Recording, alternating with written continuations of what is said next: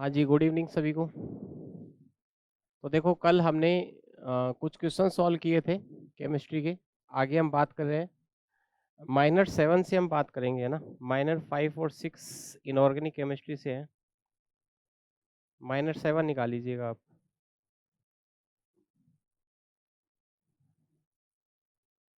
Minor 7 में question number 1 जो आपके पेपर का क्वेश्चन नंबर 43 था, ऑर्गेनिक केमिस्ट्री का क्वेश्चन है। प्रेरणिक प्रभाव संबंधित है सिग्मा इलेक्ट्रॉनों का विस्थानीकरण, पाई इलेक्ट्रॉन का विस्थानीकरण। देखो पाई इलेक्ट्रॉन से तो कोई संबंध ही नहीं है ना। प्रेरणिक प्रभाव का संबंध है सिग्मा इलेक्ट्रॉन्स के साथ। अब इसमें दो वर्ड दिए हुए हैं, एक तो विस्थानीकरण, एक दिया हुआ है विस्थापन। आपको मैंने डेफिनेशन लिखवा रखी है। प्रेरणिक प्रभाव में सिग्मा बंध के इलेक्ट्रॉन अधिक विद्युत ऋणी तत्व की ओर आंशिक रूप से विस्थापित होते हैं। विस्थापित मतलब डिस्प्लेसमेंट। और जब अपन बात करते हैं अनुनाद की, उसमें पूर्ण रूप से विस्थापित होते हैं। तो जब इलेक्ट्रॉन पूर्ण रूप से विस्थापित होते हैं ना, तो उसको कहते हैं विस्थानीकरण। इंग्लिश में कहते हैं डीलोकलाइजेशन। क्या कहते हैं? डीलोकलाइजेशन। तो अगर हम अनुनाद की बात करें तो वहां पर विस्थानीकरण शब्द काम में आता है। और अपन बात करें प्रेरणिक प्रभाव की, तो वहां पर शब्द काम में आता है विस्थापन। अब जैसे अति संयुग्मन प्रभाव है, उसमें भी इलेक्ट्रॉन पूर्ण रूप से विस्थापित ही होते हैं, तो उसको विस्थानीकरण कहेंगे। क्या कहेंगे? विस्थानीकरण। ठीक है। नेक्स्ट देखो, तो इसका आंसर हो जाएगा ऑप्शन नंबर 3। नेक्स्ट है प्रेरणिक प्रभाव का सही क्रम क्या है। देखो प्रेरणिक प्रभाव है ना, विद्युत ऋणता पर निर्भर करता है। तो आप इस क्वेश्चन का आंसर वैसे विद्युत ऋणता से दे सकते हो। सबसे ज्यादा विद्युत ऋणता देखो इन तीनों में देखे अपन, फ्लोरीन की है। कितनी? 4। फिर ऑक्सीजन की कितनी होती है? 3.5। और नाइट्रोजन की कितनी होती है? 3। इस आधार पे आप उत्तर दे सकते हो। और एक मैंने आपको क्रम भी लिखवा रखा है ना। वो क्रम भी आप याद रखेंगे। सबसे ज्यादा OF2+, फिर OR2+, NF3+, NR3+, और NH3+। यहाँ तक का क्रम तो जनरली पूछा नहीं जाता, यहाँ तक का नहीं पूछा जाता। अब यहाँ से जो लिखवाऊंगा ना, वो याद रखना है आपको। सबसे ज्यादा NO2 का, फिर CN का, फिर एल्डिहाइड, कीटोन, कार्बोक्सिलिक एसिड, फिर हेलोजन आ जाते हैं, फिर OH, OR, ऐसे करके आगे चलता है क्रम। ठीक है। तो आप इसको याद रखें। और ये इस क्वेश्चन का आंसर है ना, वो आप विद्युत ऋणता से भी कर सकते हैं। तो आंसर हो जाएगा इसका ऑप्शन नंबर 2। फ्लोरीन का ज्यादा होता है, फिर OR, फिर NH2 का यहाँ पर पीछे आता है। NH2 इसके भी, NH2 का आता है पीछे आता है। नेक्स्ट देखो, आंसर इसका गलत बता रखा है। अच्छा नहीं, आंसर होगा इसका सेकंड, फ्लोरीन, OR, NH2। और मैं बताऊं आपको, सेकंड ग्रेड में है ना, इनमें से ही पूछे जाते हैं। जो शुरू वाले है ना, इनमें से पूछे जाएंगे। तो आप इनको ये ध्यान रखना। देखो हेलोजन है ना, वो पीछे आ रहा है। जैसे फ्लोरीन है, फ्लोरीन है। अब आपके आपको एक तो फ्लोरीन दे दे, और आपको एक CN दे दे, और एक आपको NO2 दे दे, तो यहाँ पे आप विद्युत ऋणता मत लगा देना। ये क्रम आपको याद रखना जरूरी है। ये वाला तो विद्युत ऋणता से भी हो रहा है। लेकिन अगर मान लो F आ जाए, CN आ जाए, NO2 आ जाए, तो फिर आप सोचोगे F को लगा देता हूँ। नहीं, F से आगे कौन है? देखो CN। इसलिए मैंने एक क्रम लिखवाया था। तो जरूरी नहीं है विद्युत ऋणता वाला फैक्टर हर जगह काम ही करे। तो ये क्रम आपको याद रखना है। नेक्स्ट, निम्न 3 हैलाइडों पर विचार कीजिए। CH3 CH2 Cl, CH2 double bond CHCl, C6H5Cl। इन यौगिकों में CCl बंध लंबाई के घटते हुए क्रम में व्यवस्थित करो। देखो अनुनाद होता है ना, अनुनाद, अनुनाद की वजह से क्या होता है? डबल बॉन्ड कैरेक्टर आते हैं। और डबल बॉन्ड कैरेक्टर की वजह से बॉन्ड लेंथ क्या हो जाती है? कम हो जाती है। तो जिसमें अनुनाद नहीं है ना, जिसमें रेजोनेंस नहीं है, उसकी बॉन्ड लेंथ सबसे ज्यादा होगी। तो देखो इसमें रेजोनेंस नहीं है, तो एक नंबर तो सबसे आगे आना है। फिर इसमें भी अनुनाद है, और इसमें भी क्या है? अनुनाद। अनुनाद की वजह से क्या होगा? यहाँ पर ये जो सिंगल बॉन्ड है ना, वो डबल बॉन्ड में चेंज होगा। और इसमें भी ये सिंगल बॉन्ड किस में चेंज होगा? डबल बॉन्ड में। तो सिंगल बॉन्ड में डबल बॉन्ड करेक्टर आएंगे। इसका मतलब इन दोनों की जो बॉन्ड लेंथ होगी CCl बॉन्ड की, वो इसकी तुलना में क्या होगी? कम होगी। अब आपको इन दोनों की कंपेरिजन करनी है। तो दोनों में अनुनाद हो रहा है, तो जिसमें ज्यादा अनुनाद होगा ना, उसमें ज्यादा टाइम तक डबल बॉन्ड करेक्टर आएंगे। ज्यादा टाइम तक डबल बॉन्ड करेक्टर आएंगे। भाई इसमें इसकी दो ही अनुनादी संरचना बनेगी।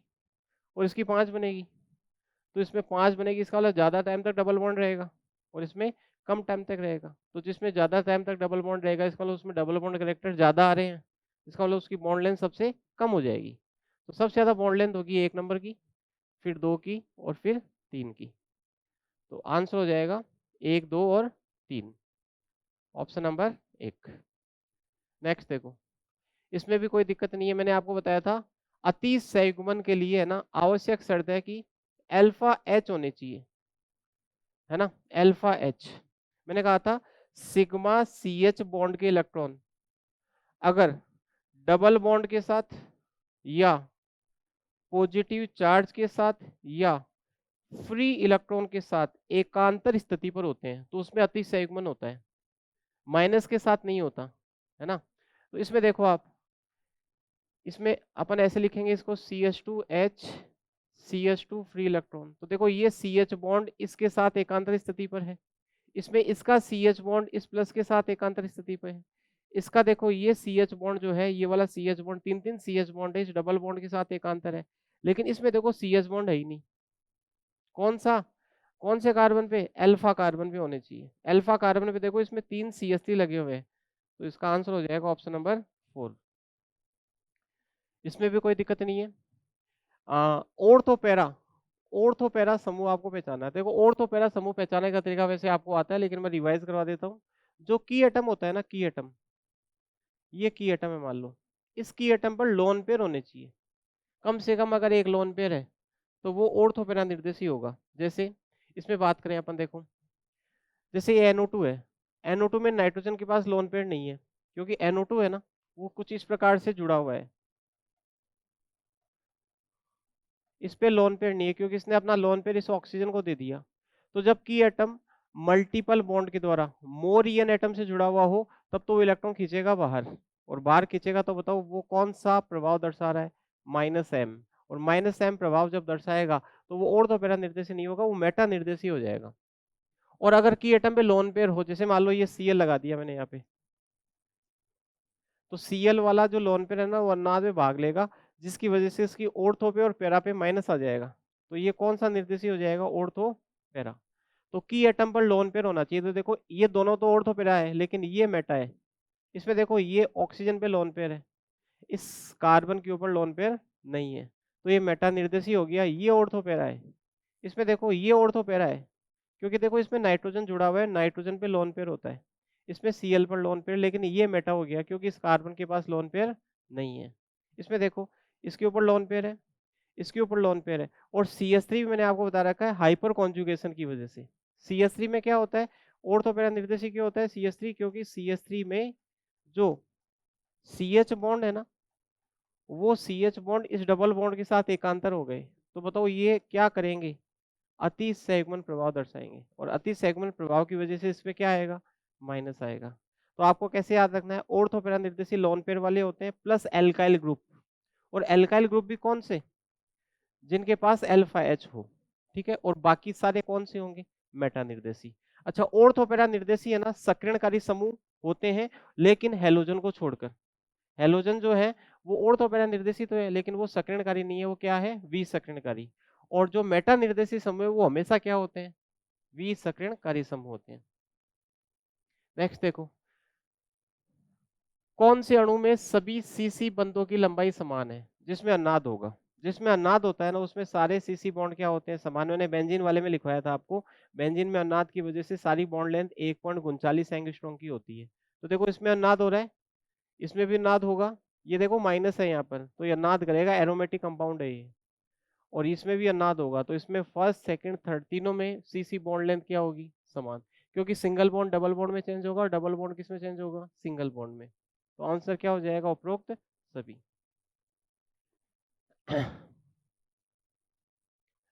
देखो नीचे दी गई अभिक्रिया का मुख्य उत्पाद बताओ। देखो जब भी एल्कोहलिक क्योच लिखा हुआ है ना, एल्कोहलिक क्योच, तो आपको है ना E2 एलिमिनेशन रिएक्शन करवानी है।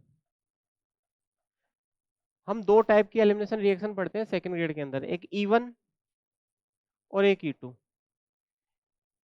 E1 रिएक्शन जो होती है ना वो 2 स्टेप में होती है, और E2 रिएक्शन है ना एक ही स्टेप में होती है। इसमें मध्यवर्ती कार्बोकेटायन बनता है और कार्बोकेटायन बनने के कारण इसमें रीअरेंजमेंट हो सकता है, लेकिन इसमें कार्बोकेटायन नहीं बनता, इसलिए रीअरेंजमेंट की कोई पॉसिबिलिटी नहीं होती। अब पहचाने कैसे कि सर E1 होगा कि E2, उसके लिए भी तरीका बताया था। अगर आपको एल्कोहल दे रखा हो और साथ में डेल्टा का निशान दे रखा हो तब तो आपको करवानी E1, और अगर आपको एल्कोहलिक केस दे रखा है तो आपको E2 करवानी। और ये मान के चलो कि 99.99% एल्कोहलिक KOH दिया हुआ आता है, तो आपको E2 रिएक्शन ही करवानी है, और E2 रिएक्शन में कार्बोकेटायन नहीं बनाना। तो क्या करना है सर, हमें सेजेफ का नियम लगाना है। किसका नियम लगाना है? सेजेफ का। और सेजेफ का नियम कैसे लगाएंगे? देखो, हम सबसे पहले अल्फा कार्बन ढूंढेंगे। देखो क्लोरीन लगा हुआ है, अगर फ्लोरीन हो यहाँ पे तो आपको हाफ मान नियम लगाना है। फ्लोरीन के केस में हाफ मान लगाना है, और क्लोरीन, ब्रोमीन और आयोडीन के केस में सेजेफ लगाना है। फ्लोरीन का अलग से याद रख लेना, अगर फ्लोरीन हो तो हाफ मान नियम वैसे आने की संभावना नहीं है, क्लोरीन का ही आएगा, ब्रोमीन का आएगा। तो आपको ध्यान रखना है, अगर फ्लोरीन आ जाए गलती से और एल्कोहलिक यूज दिया हुआ है तो आपको कौन सा नियम लगाना है? हाफ मान। हाफ मान सेजेफ नियम का उल्टा होता है। अब आप इसमें अल्फा कार्बन ढूंढो पहले। जिस कार्बन से हेलोजन जुड़ा है वो अल्फा कार्बन हो गया, तो देखो ये अल्फा कार्बन हो गया, ये अल्फा हो गया, ये बीटा हो गया, और ये बीटा क्या हो गया? डेस हो गया। अब आपको कोई रीअरेंजमेंट वगैरह कुछ नहीं करवाना है, आपको वहां से हाइड्रोजन निकालना है जहां से हटाने पर ज्यादा स्थायी एल्किन बनती हो। तो देखो अपन चारों ऑप्शन, आप चारों ऑप्शन चेक करो। सबसे पहले अपन इसकी बात करते हैं, तो इसने देखो यहाँ से हाइड्रोजन हटा रखा है, तभी तो डबल बॉन्ड आया यहाँ पे। अब इस एल्किन में अल्फा एच की संख्या चेक करो, देखो यहाँ पर 2 अल्फा एच। सेजेफ नियम क्या कहता है? अधिक प्रतिस्थापित एल्कीन अधिक स्थायी होती है, और अधिक प्रतिस्थापित का मतलब कैसे पता चलता है? अधिक अल्फा एच होने चाहिए। तो देखो 2 अल्फा एच, यहाँ पर देखो 3 अल्फा एच, ये CH3 है, ठीक है। और तीसरी चीज देखो, ये डबल बॉन्ड है ना, इस डबल बॉन्ड के साथ अनुनाद में है, स्टेबल एल्किन हो गई है, ठीक है। इधर आ जाओ, देखो इसने क्या कर रखा है, ये बीटा कार्बन से हटाया नहीं, गामा से हटा दिया। गामा से नहीं हटेगा, देखो यहाँ से हटा रहा है, यहाँ से डबल हाइड्रोजन थोड़ी हट सकता है। हाइड्रोजन कहाँ से हटाना है E2 रिएक्शन में? Cl के या तो इधर वाले कार्बन से या उधर वाले से, तो ये ऑप्शन तो वैसे ही कट गया। तीसरा देखो, ये इसने हटा तो रखा है, देखो इसमें, देखो इसने यहाँ से हटाया हाइड्रोजन, तभी तो डबल बॉन्ड आया। देखो 3 अल्फा एच, यहाँ पर देखो कितना अल्फा एच? 1, प्लस इसमें अन्नाद भी नहीं है, तो अल्फा एच की संख्या भी कम हो गई और अन्नाद भी नहीं है। इसमें देखो कहाँ से हटा रखा है पागल ने, देखो ये अल्फा, ये बीटा और ये गामा। गामा से हटता है क्या? नहीं, तो ये ऑप्शन वैसे गलत। अब या तो ये हो या ये हो, इन दोनों में क्या अंतर है? देखो इसमें अल्फा एच ज्यादा और इसमें अल्फा एच क्या है? कम। दूसरा, इसमें रेजोनेंस भी हो रहा है। तो बताओ आंसर क्या होगा? Option number 1। नेक्स्ट, ये देखो फिर वैसा ही क्वेश्चन है, इसमें भी आपको एल्कोहलिक क्यूएस दे रखा है, E2 रिएक्शन करवानी है, और E2 रिएक्शन करवाने के लिए सेजेफ नियम लगाना है। देखो ये अल्फा कार्बन हो गया, ये बीटा हो गया, और ये बीटा क्या हो गया? डेस। तो डबल बॉन्ड, अब देखो ऑप्शन चेक करते हैं, ये वाला देखो आप, इसमें कितने अल्फा एच है? देखो केवल एक ही अल्फा एच आ रहा है, एक ही आ रहा है ना। इसमें देखो 3 तो ये रहे, और 3 ये रहे, ये भी यहाँ पर भी तो अल्फा एच है, 3 3 6 और 2 ये रहे, कितने हो गए बताओ? 6 और 2 8 हो गए। इसमें आ जाओ, इसमें तो ये तो वैसे ही गलत हो गया ना, क्योंकि देखो यहाँ से हटा रहा है ये। और इसमें देखो ये कितने अल्फा एच है? 2, ये कितने हैं? 3, और ये कितने हैं? 2। कितने हो गए? 3 2 5, 5 और 2 7। जबकि इसमें देखो 3 और 2 5, 5 और 3 8। तो बताओ उत्तर कौन सा होगा? 2 नंबर। समझ में आई क्या बात? इसमें देखो अल्फा एच कम है, इसमें अल्फा एच क्या है? ज्यादा। ये उत्तर माना गया होगा, देख लेना आप। नेक्स्ट देखो देखो SN1 अभिक्रिया के लिए अगर आपको क्रियाशीलता का क्रम पूछे तब तो आपको कार्बोकेटायन बनाना है, और SN2 के लिए पूछे ना तो आपको त्रिविम बाधा देखनी है, और ये देखना है सबसे कम कार्बोकेटायन स्थायी किस में हो रहा है। समझ में आ गई बात? तो मुझे एक बात हो, SN1 के लिए क्रम पूछा है, सबसे अधिक क्रियाशील पूछा है, तो आप सबके कार्बोकेटायन बनाओ। देखो इस Cl को हटा दिया, इस पे प्लस आएगा, इस Cl को हटाओगे तो यहाँ पे प्लस आएगा। अनुनाद हो रहा है, देखो क्या हो रहा है? अनुनाद। अच्छा, ये जो प्लस आया ये 2 डिग्री है, अरे ये कार्बोकेटायन कौन सा है? 2 डिग्री। इस कार्बोकेटायन को देखो 2 डिग्री है, प्लस इसमें रेजोनेंस है, प्लस इसमें क्या है? रेजोनेंस। इसका मतलब इससे ज्यादा क्रियाशील तो ये हो गया। यहाँ पे आ जाओ, इस Cl को हटाओ, इस पे क्या आ गया? प्लस। कौन सा डिग्री है बताओ? 3 डिग्री।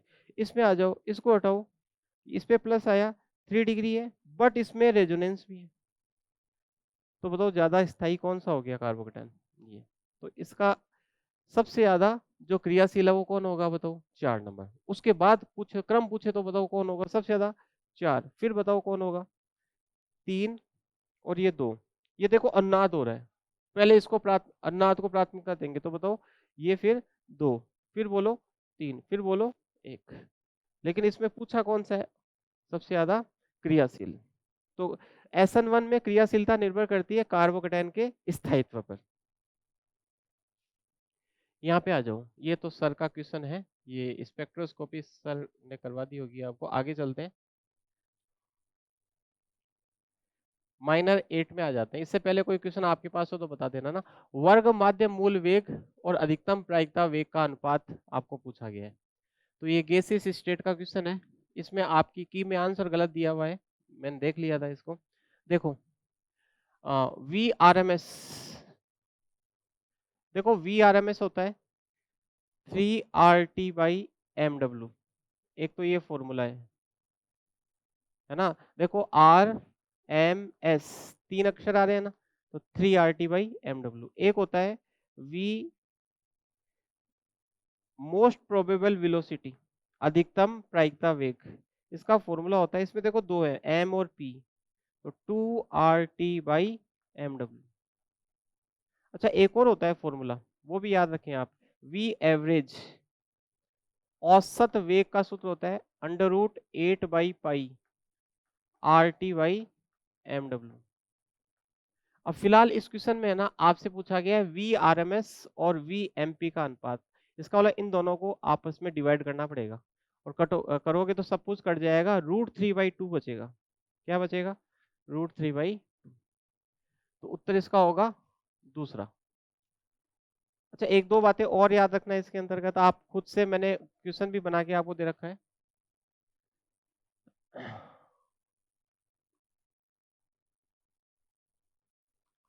देखो सबसे बड़ा होता है VRMS, ऐसे याद रखो राम। सबसे बड़ा कौन होता है, रूट मीन स्क्वायर। फिर कौन होता है, एवरेज। फिर कौन होता है, मीन। और एक इसके ना, मैंने टेस्ट सीरीज में आपको ना वैसे क्वेश्चन भी दे रखे हैं डिवाइड करने वाले, तो वो भी आप एक बार करके देख लेना, है ना। चलो नेक्स्ट देखो, ये साम्य का प्रश्न है। इसमें देखो यहाँ पर एरो का निशान है। क्वेश्चन है उच्च तापमान किस अभिक्रिया के लिए अनुकूल कारक है। देखो लास्ट का नियम क्या कहता है, लास्ट का नियम कहता है कि अगर कोई उष्मा शोषी अभिक्रिया है तो तापमान उसके लिए फेवर करेगा। तापमान बढ़ाओगे तो उष्मा शोषी अभिक्रिया तो आगे जाती है, क्योंकि उसको उष्मा की आवश्यकता है। तो जितनी उष्मा आप उसको दोगे उतना ही उसके लिए बढ़िया होगा कम, तो वो रिएक्शन तो आगे जाएगी। और उष्मा क्षेपी अभिक्रिया है ना, वो किधर आती है, पीछे। अब उष्मा शोषी और क्षेपी आपको पहचान में आनी चाहिए। देखो N2+3H2 से बन रहा है 2NH3 प्लस लगा के लिखा हुआ है, इसका मतलब इसके लिए डेल्टा एस नेगेटिव हो गया। इसका मतलब ये एक्सोथर्मिक रिएक्शन हो गई, उष्मा क्षेपी एक्सो हो गई है। और यहाँ से भी आपको पता चल रहा है, देखो योगात्मक अभिक्रिया है, 99% अभिक्रिया योगात्मक वाली है ना, उष्मा क्षेपी होती है। इस अभिक्रिया को छोड़ करके ये अभिक्रिया आप है ना पी ब्लॉक में पढ़ते हो। देखो नाइट्रोजन अक्रिय गैस है और ऑक्सीजन में भी डबल बॉन्ड है, तो जब ये दोनों रिएक्शन करती है तो रूम टेम्परेचर पे रिएक्शन नहीं हो पाती, इनको 2000 केल्विन टेम्परेचर की जरूरत पड़ती है। पी ब्लॉक में रिएक्शन आती है तब जाके ये रिएक्शन होती है। तो योगात्मक अभिक्रिया होते हुए भी ये उष्मा क्षेपी नहीं है, ये उष्मा शोषी अभिक्रिया है। और इसमें दे भी रखा है, देखो -42.8 किलो कैलोरी पर, ये आगे कुछ गलत लिखा हुआ है। तो बताओ ये कैसी अभिक्रिया हो गई, उष्मा शोषी हो गई, डेल्टा एच कैसा हो गया, पॉजिटिव।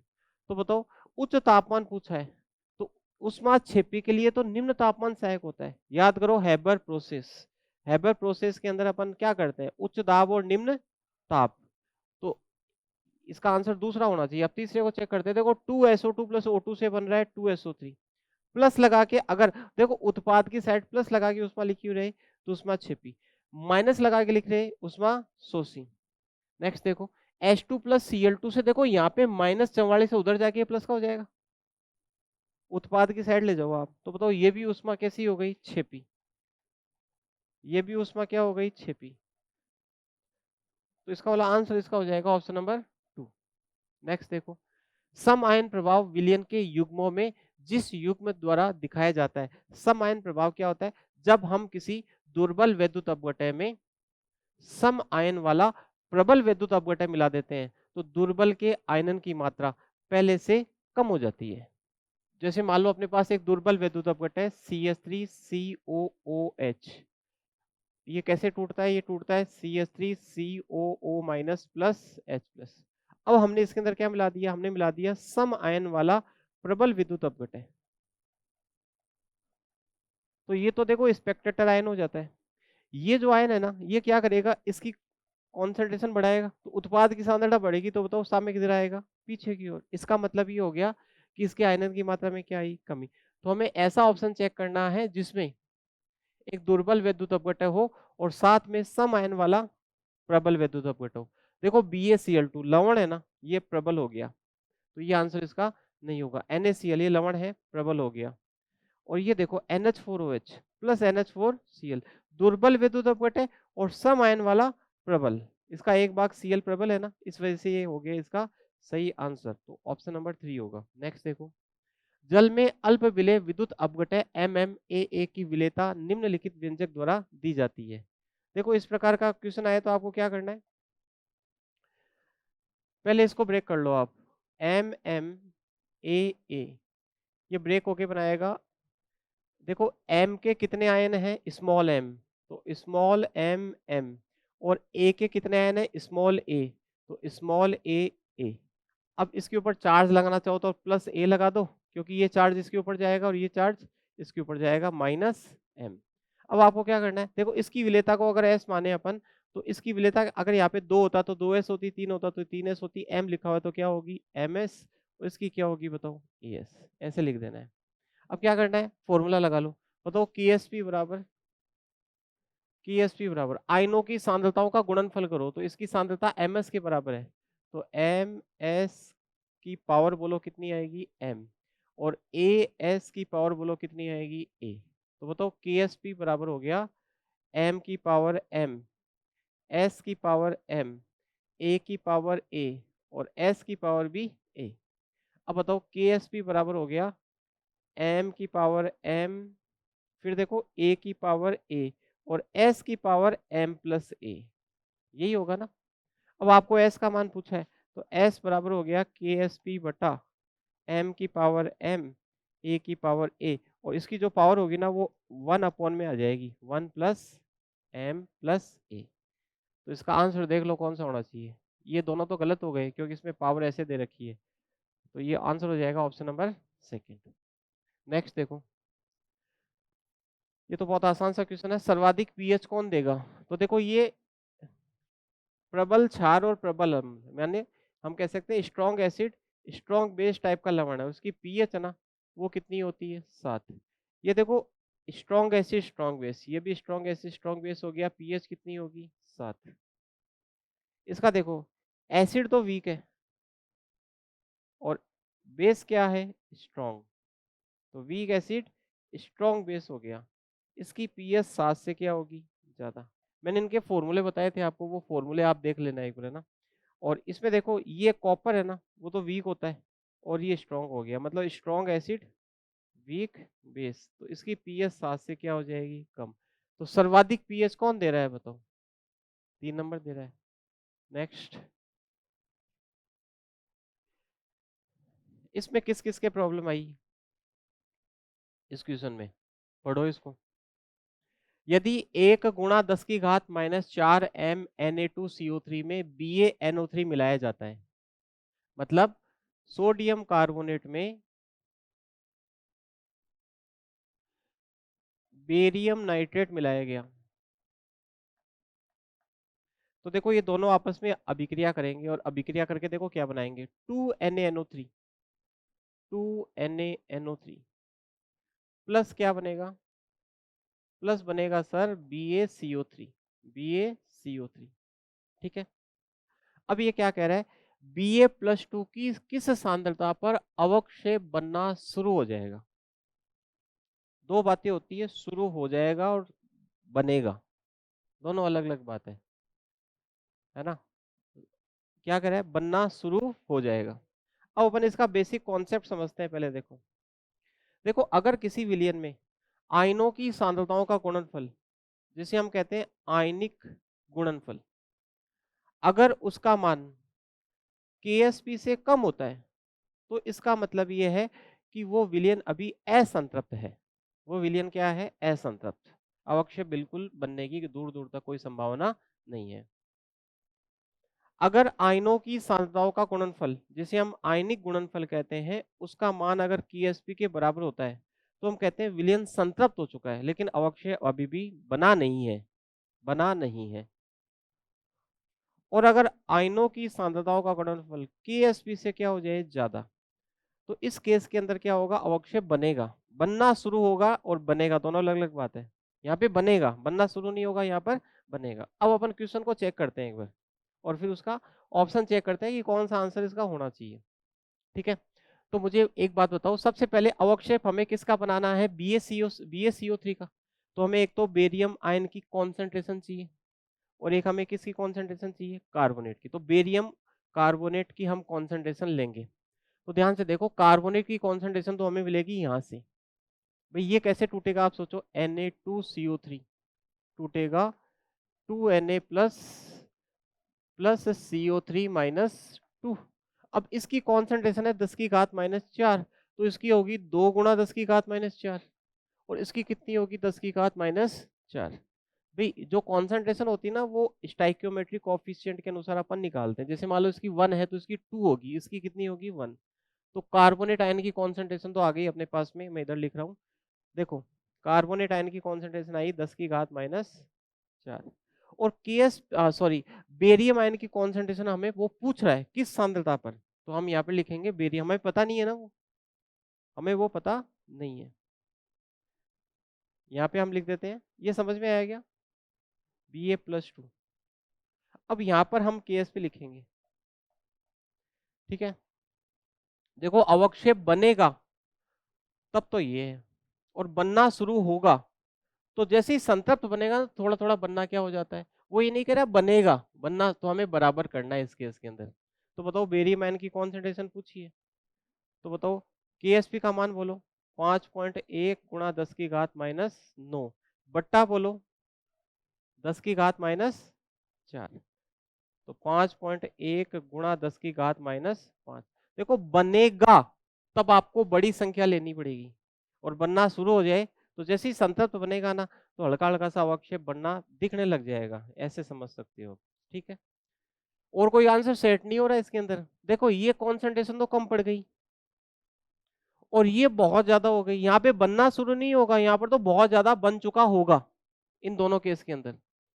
समझ में आ गई बात? इसलिए करेक्ट आंसर इसका होगा दूसरा। नेक्स्ट देखो, ये तो बहुत आसान क्वेश्चन है। KAlSO4 का होल ट्वाइस, इसको ब्रेक कर लो। K प्लस Al+3 प्लस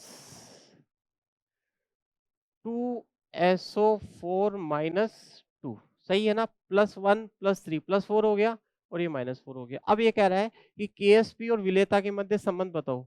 तो देखो मैंने वही आपको तरीका बताया था, यहाँ पे S लिख दो, यहाँ पर भी S आएगा, यहाँ पर भी S, और यहाँ पे कितना आएगा? 2S। अब Ksp निकाल लो। Ksp बराबर K प्लस की कॉन्सेंट्रेशन S, इसकी बोलो S, इसकी बोलो 2S की पावर क्या हो गई? 2। तो S² और 2 की पावर 2 4S², तो ये हो गया 4S4। तो आंसर हो जाएगा सेकंड। नेक्स्ट, ये भी सेम ही क्वेश्चन है ना। एक निश्चित तापमान पर लवण AX/BY की विलेयता S मोल प्रति लीटर है, इसके विलेयता गुणनफल के लिए सामान्य व्यंजक क्या होगा? तो आप इसको ब्रेक करो, देखो AX/BY, A के कितने n बनेंगे? X, और B के कितने बनेंगे? Y। अब चार्ज लगाना चाहो लगाओ, बाकी जरूरी नहीं होता। देखो ये +y हो जाएगा और यहाँ पे -x। अब बताओ इसकी, यहाँ पे हमेशा एक काम करो, यहाँ पे S लिखो, यहाँ पे बोलो XS और यहाँ पर YS। अब Ksp पूछा है, तो जब ये लिखो ना XS, तो इसकी पावर ये लगाना मत भूल जाना, और YS की पावर क्या होगी? Y। अब इस आधार पे उत्तर देख लो, X की पावर X आनी चाहिए, Y की पावर Y आनी चाहिए। तो ये तो गलत हो गया, X की पावर Y आ रहा है, X की पावर ये गलत हो गया, X की पावर X, Y की पावर Y, सही है। अब s की पावर क्या होगी, x प्लस वाई, तो ऑप्शन हो जाएगा 3। नेक्स्ट देखो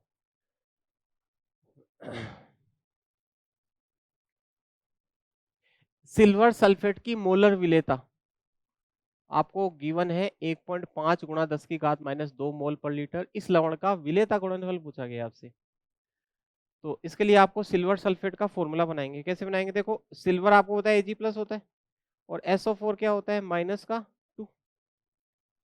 सही है ना। तो आप इसको इधर ले जाओ, इसको इधर ले जाओ, तो सूत्र क्या बनेगा बताओ, Ag2SO4। सिल्वर सल्फेट का फॉर्मूला बोलो Ag2SO4। अब इसको ब्रेक कर लो, इसको ब्रेक करोगे बनेगा 2Ag प्लस प्लस बोलो SO4 का -2। सही है। अब इसकी विलेयता दे रखी है, इसकी विलेयता को अपन एस मान लें। एस का मान दिया हुआ है 1.5 गुणा 10 की घात -2। तो इसकी अगर एस है तो इसकी कितनी होगी 2s, और इसकी कितनी होगी s। तो हम KSP का फॉर्मूला निकालेंगे पहले। तो KSP बराबर बताओ 2s की पावर 2 और s की पावर बोलो s। सही है। तो KSP बराबर हो गया, ये हो गया 4s³।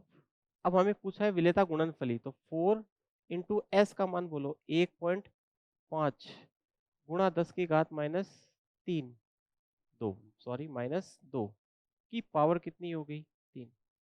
अब इसको सॉल्व आपको करना है ना। इसको 1.5 को 1.5 से फिर 1.5 से गुणा करोगे तो आई थिंक आएगा 3.375 गुणा 10 की घात -6।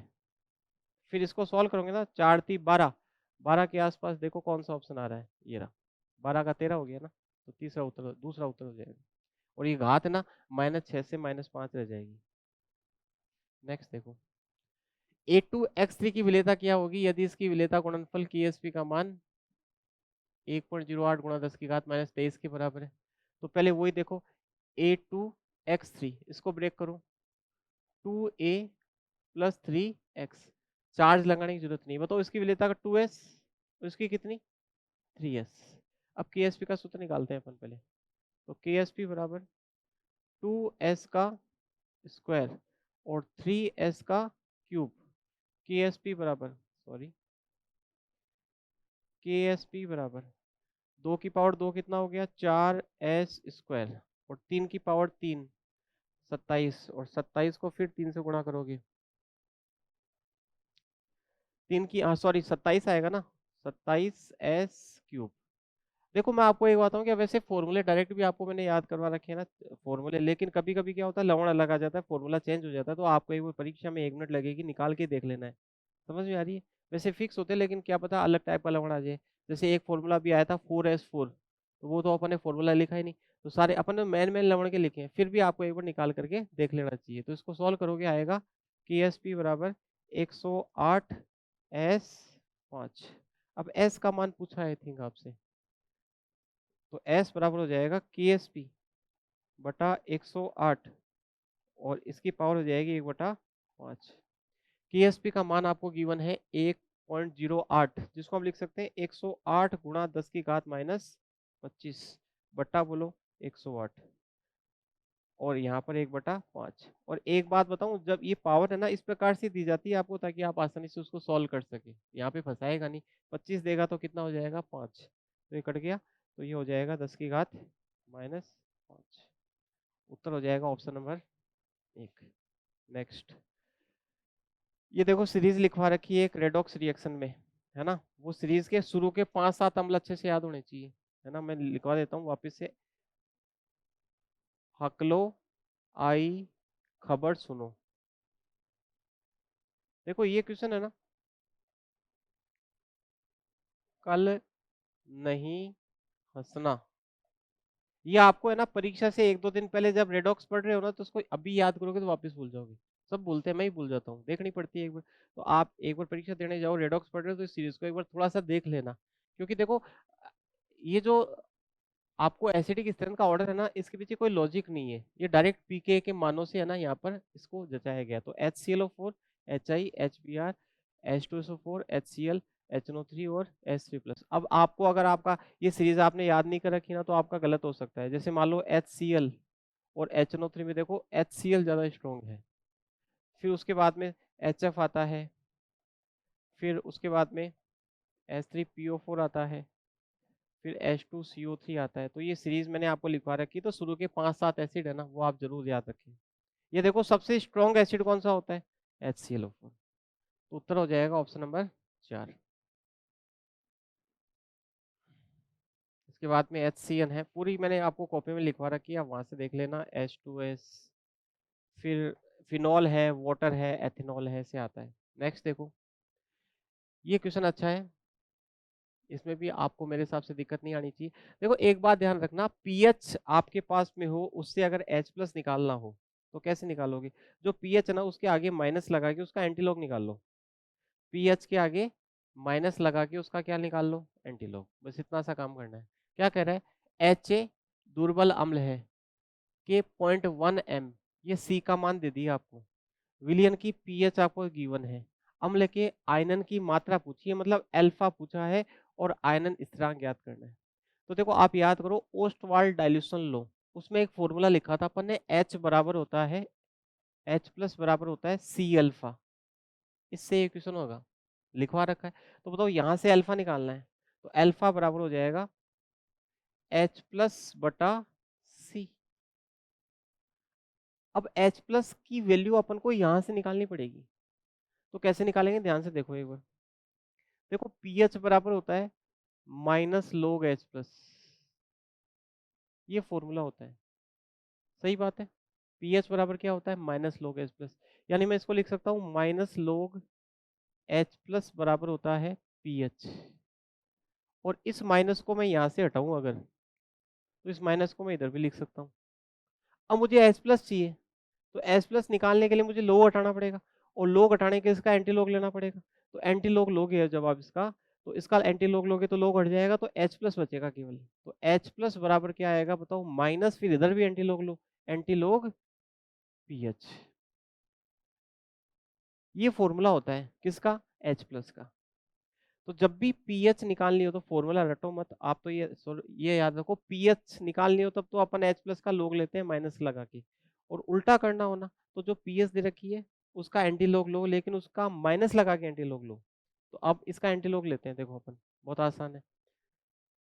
तो पीएच है 2.3, तो H+ होगी एंटी log -2.3। बोलो सही बात है कि नहीं? अब कैसे करेंगे देखो, मैंने बताया था, जब भी माइनस की संख्या का एंटी log निकालना हो, तो माइनस के बाईं ओर वाली जो संख्या है उसमें एक जोड़ के उस दी गई संख्या में एक बार जोड़ना और एक बार क्या करना है? घटाना है। तो इसको हम ऐसे लिखेंगे -2.3 + 3 -3। अब इसको हम कैसे लिखेंगे? तो वो 3 की बार, -3 है ना, उसको तो लिख दो 3 की बार, और बाकी की जो संख्या बच गई ना, उसका रिजल्ट क्या आ रहा है? तो बताओ 3 में से 2.3 घटाओ, 0.7। सही बात है। अब ये जो 3 की बार है ना, उसको 10 की घात में ले लो, और 0.7 किसका लोग है? 5 का, 0.699 होता है। अच्छा ये बार बार नहीं भी लगाओ ना तो भी हो जाएगा, वैसे भी हो जाता है। -3 को 10 की घात में लेना है, -3 को किस में लेना है? 10 की घात में। बस अब कुछ नहीं है। तो H+ आ गया 5 गुणा 10 की घात -3, और C का मान बोलो कितना है? 0.1, यानी 5 गुणा 10 की घात, इस पॉइंट को उठाओगे तो 10 ऊपर चला जाएगा, 10 की घात माइनस कितना आएगा? 2, और इसको हम लिख सकते हैं 0.05। तो 0.05 देखो, इसमें नहीं है, इसमें नहीं है, इसका मतलब या तो ये होगा या ये होगा। आगे कर रहा है, पूछ रहा है आयन स्थिरांक का मान ज्ञात करो। तो देखो Ka बराबर होता है C∝²। C का मान बोलो 0.1, यानी 10 की घात -1, और अल्फा का मान कितना है आपके पास में? 0.05। तो 0.05 का आप क्या कर दो? स्क्वायर। अब इसको सॉल्व कर लो, कौन सा आएगा? मेरे हिसाब से फर्स्ट आंसर आना चाहिए इसका। कर लोगे ना? 10 की घात -1, ये हो गया 55 25, और 4 पर 0 लगेगा, 4 स्थान छोड़ के 1 2 3 4। तो देखो ये आ गया, और ये हो गया आपका 0.1 और है इसमें, तो ये उत्तर होना चाहिए। कितनी बार आ रहा है देखो, 1 2 3 4 और 5। तो इसको हम लिख सकते हैं 2.5 इंटू 10⁻⁻1 2 3 4। तो कौन सा होगा? चौथा होगा फिर। कौन सा दे रखा है? चौथा ही दे रखा है ना, 4 आ जाएगा फिर। नेक्स्ट देखो, देखो ओस्वाल्ड तनुता नियम क्या कहता है? ओस्वाल्ड तनुता नियम कहता है कि ये दुर्बल अम्ल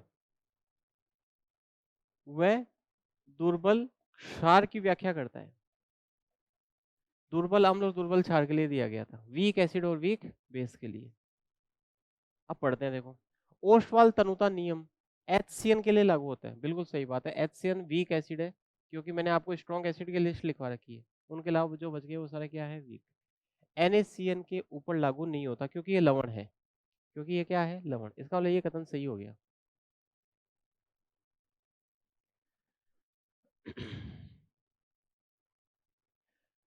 अब आगे देखो, HCN अम्ल है, ये बात सही नहीं है, दुर्बल अम्ल है।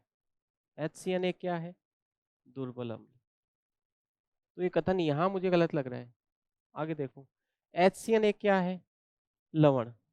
Sorry, NaCN। NaCN एक क्या है? लवण।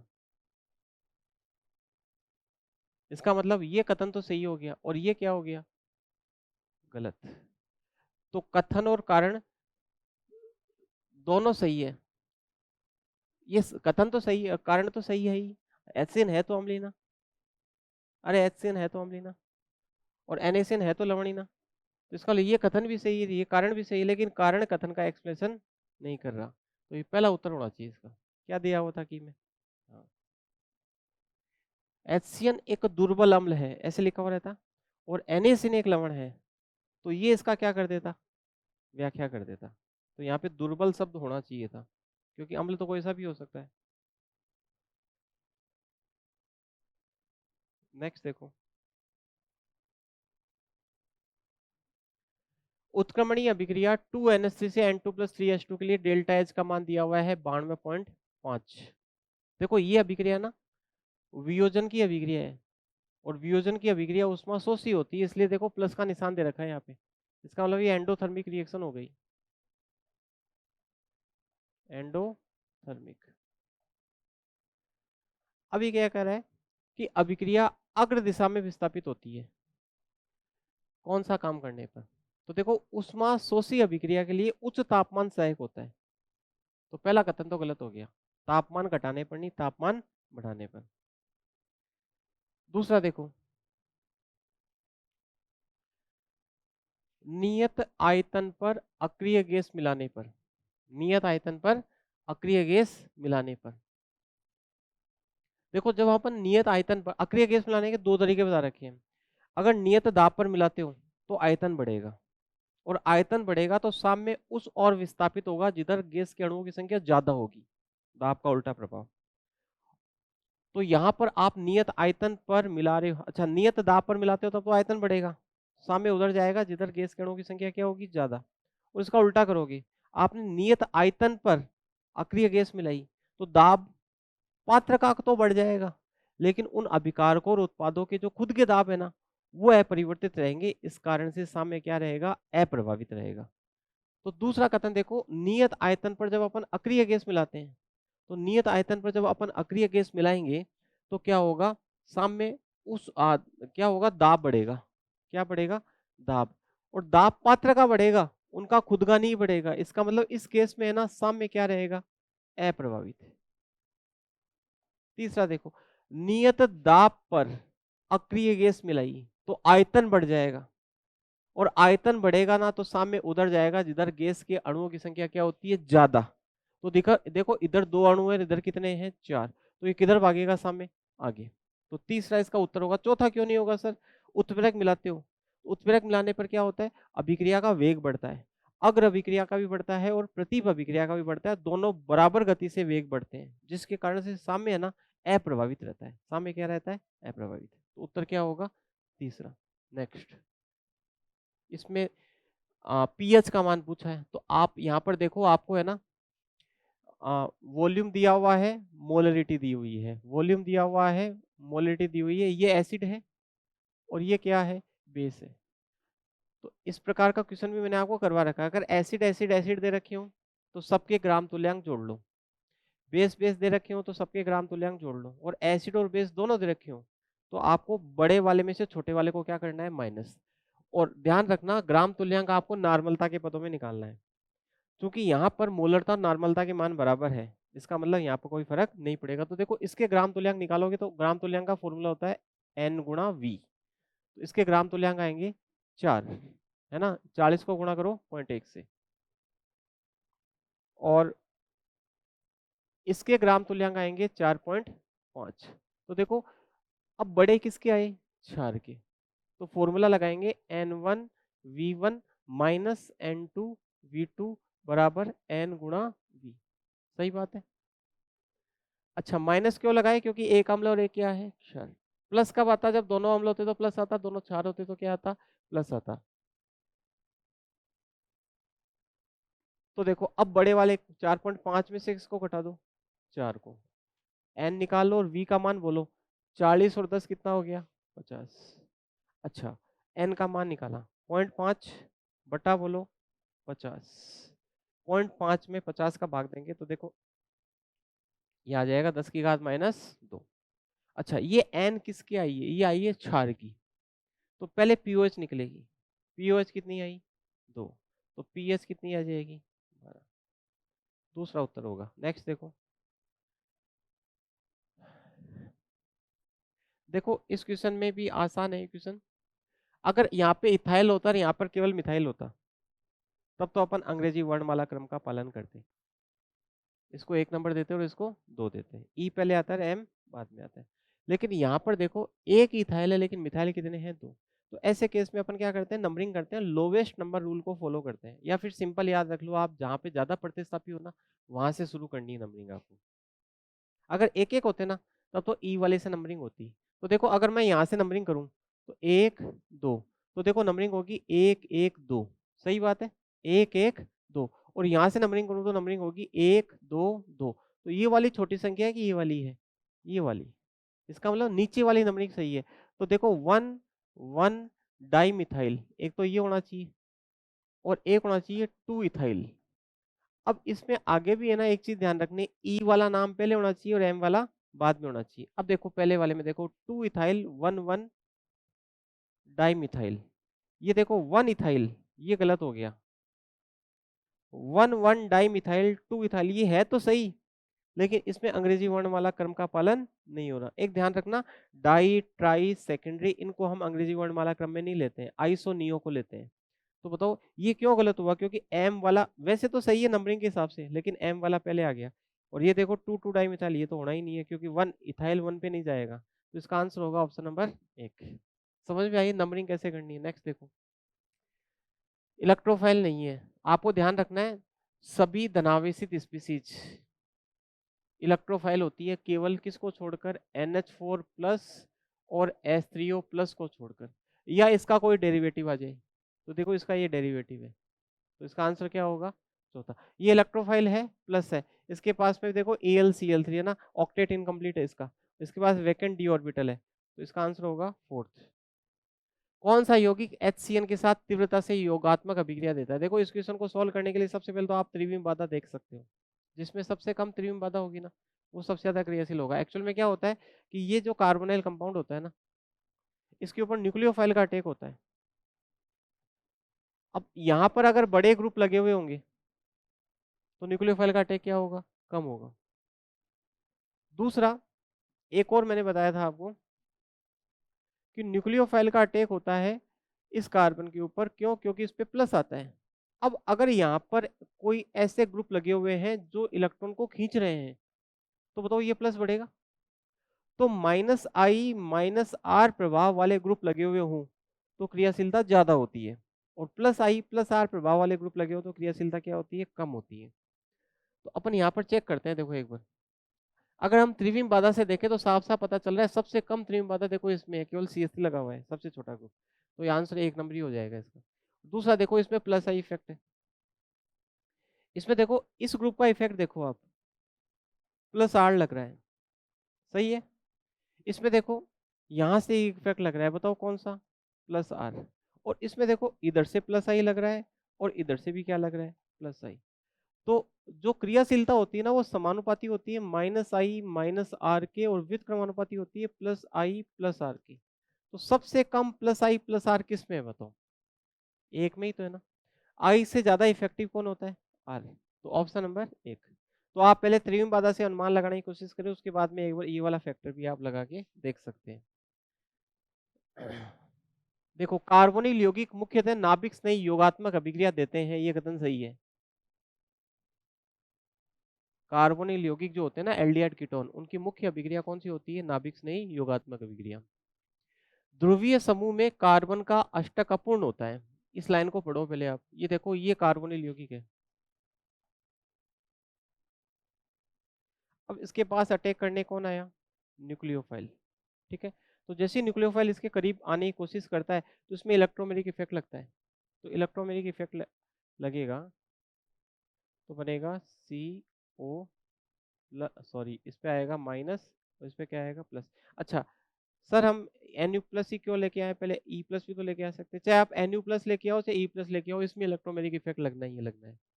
तो ध्रुवीय समूह में कार्बन का अष्टक क्या होता है? अपूर्ण। तो देखो इसमें ये ध्रुवीय समूह बन चुका है, इस पे माइनस, इस पे क्या आ गया है प्लस, जिसके कारण प्रथम आक्रमणकारी स्पीशीज न्यूक्लियोफाइल होती है। अब इसका क्या मतलब है? देखो ये इस कार्बन का अष्टक क्या है? अपूर्ण। इसका नहीं है पूरा, सॉरी इसका तो अपूर्ण है, इसका पूरा है। ऑक्सीजन का पूरा है अष्टक, माइनस लगा हुआ है, अष्टक क्या है? पूरा। क्योंकि इसके पास इलेक्ट्रॉन कम नहीं हुए हैं, माइनस है इसके ऊपर, और इसके पास इलेक्ट्रॉन्स की क्या है? कमी, मतलब इसका ऑक्टेट क्या है? इनकम्प्लीट। भाई इसके पास में तो कोई फर्क नहीं पड़ा ना, इसके पास माइनस, पहले पहले भी इसके पास 8 थे और अभी भी इसके पास 8 है, लेकिन अब इसके पास, इस कार्बन के पास पहले 8 थे, अब क्या हो गए? 6। अब अगर मान लो पहले E प्लस आ जाए तो वो इसके जुड़ेगा, तो इसका ऑक्टेट अभी भी इनकम्प्लीट ही रहेगा। अभी क्या कह रहा है? अपूर्ण होता है, जिसके कारण प्रथम आक्रमणकारी स्पीसीज न्यूक्लियोफाइल है। सर पहली ये न्यूक्लियोफाइल क्यों है? क्योंकि न्यूक्लियोफाइल अटैक करेगा ना तो कार्बन का जो इनकम्प्लीट ऑक्टेट है ना वो पहले पूरा होगा, इसलिए पहले न्यूक्लियोफाइल का अटैक होता है, फिर किसका होता है?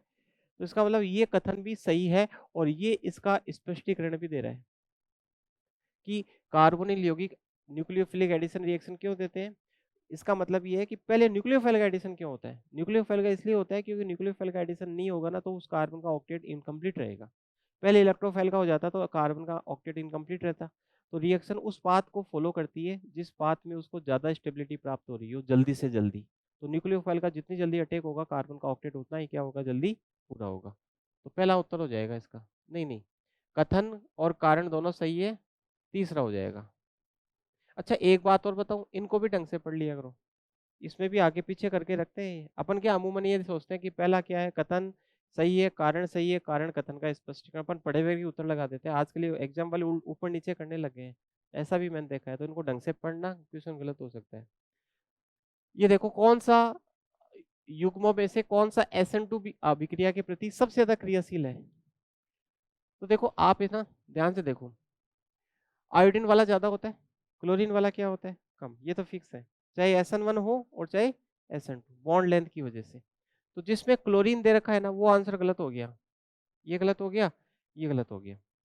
अब इन दोनों में से एक उत्तर होगा। अब देखो ध्यान से देखो, अगर इस Cl को हटाऊं मैं तो इस पे क्या आएगा? प्लस। कौन सा कार्बोकेटाइन बन रहा है? 1 डिग्री। और इसको हटाऊं तो इस पे प्लस आएगा, कौन सा बन रहा है? 2 डिग्री। अगर SN1 के प्रति पूछता ना तो ये वाला ज्यादा होता, और ये किसके लिए पूछ रहा है? SN2, और SN2 में आपको ये वाला बताना है। क्यों? क्योंकि इसमें देखो 1 डिग्री कार्बोकेटाइन। तो आंसर क्या होगा? ऑप्शन नंबर एक हो जाएगा। दूसरा देखो, इसमें त्रिविम बाधा भी कम है इसकी तुलना में। कैसे? देखो ये कार्बन है ना, इस कार्बन के ऊपर देखो 2 CH2 लगे हुए हैं, ध्यान से देखो, ये भी CH2 है और ये भी क्या है? CH2 भी। अटैक तो उसको यहाँ करना है ना, अब उसको यहाँ करना है तो ये दूर रह गया, तो यहाँ पर त्रिविम बाधा देखो कम है। समझ में आ रही भाई? इस कार्बन पे त्रिविम बाधा, इस पे देखो एक ही CH ये लगा हुआ है, केवल इस ग्रुप को देखो, केवल इस वाले को, जबकि इसमें ऐसे कितने हैं? 2 हैं। नेक्स्ट, इसमें तो कोई प्रॉब्लम नहीं है। देखो इस क्वेश्चन में ध्यान से सुनना, ये आधिक्य लिखा हुआ है। आधिक्य का मतलब इलेक्ट्रॉन्स नहीं प्रतिस्थापन अभिक्रिया एक से ज्यादा बार करवानी है। जितनी बार H हटेगा ना, ये एनसीईआरटी में दे रखी है, मैंने नोट्स में नहीं लिखवा रखी है क्योंकि अंडरस्टूड है बात? एक्सेस अगर केवल Cl2 लिखा हुआ है ना तो अपन क्या बनाते हैं बताओ? क्लोरोबेंजीन बनाते हैं, AlCl3। अब ये कह रहा है कि एक्सेस में लो तो ये रिएक्शन तब तक होगी जब तक इसके पास हाइड्रोजन है, तो बताओ और हाइड्रोजन भी तो है, तो आप इसका उत्तर क्या लगाएंगे? दूसरा वाला। इंपॉर्टेंट रिएक्शन है, ये एग्जाम में आ सकती है। Cl2 आदि के लिखा हुआ हो तो 6 कार्बन पे Cl लगाना है। अच्छा, एक वो Cl2 UV वाली रिएक्शन भी है, उसमें भी 6 कार्बन पे Cl लगता है, लेकिन बीच में गोला नहीं होता। नेक्स्ट,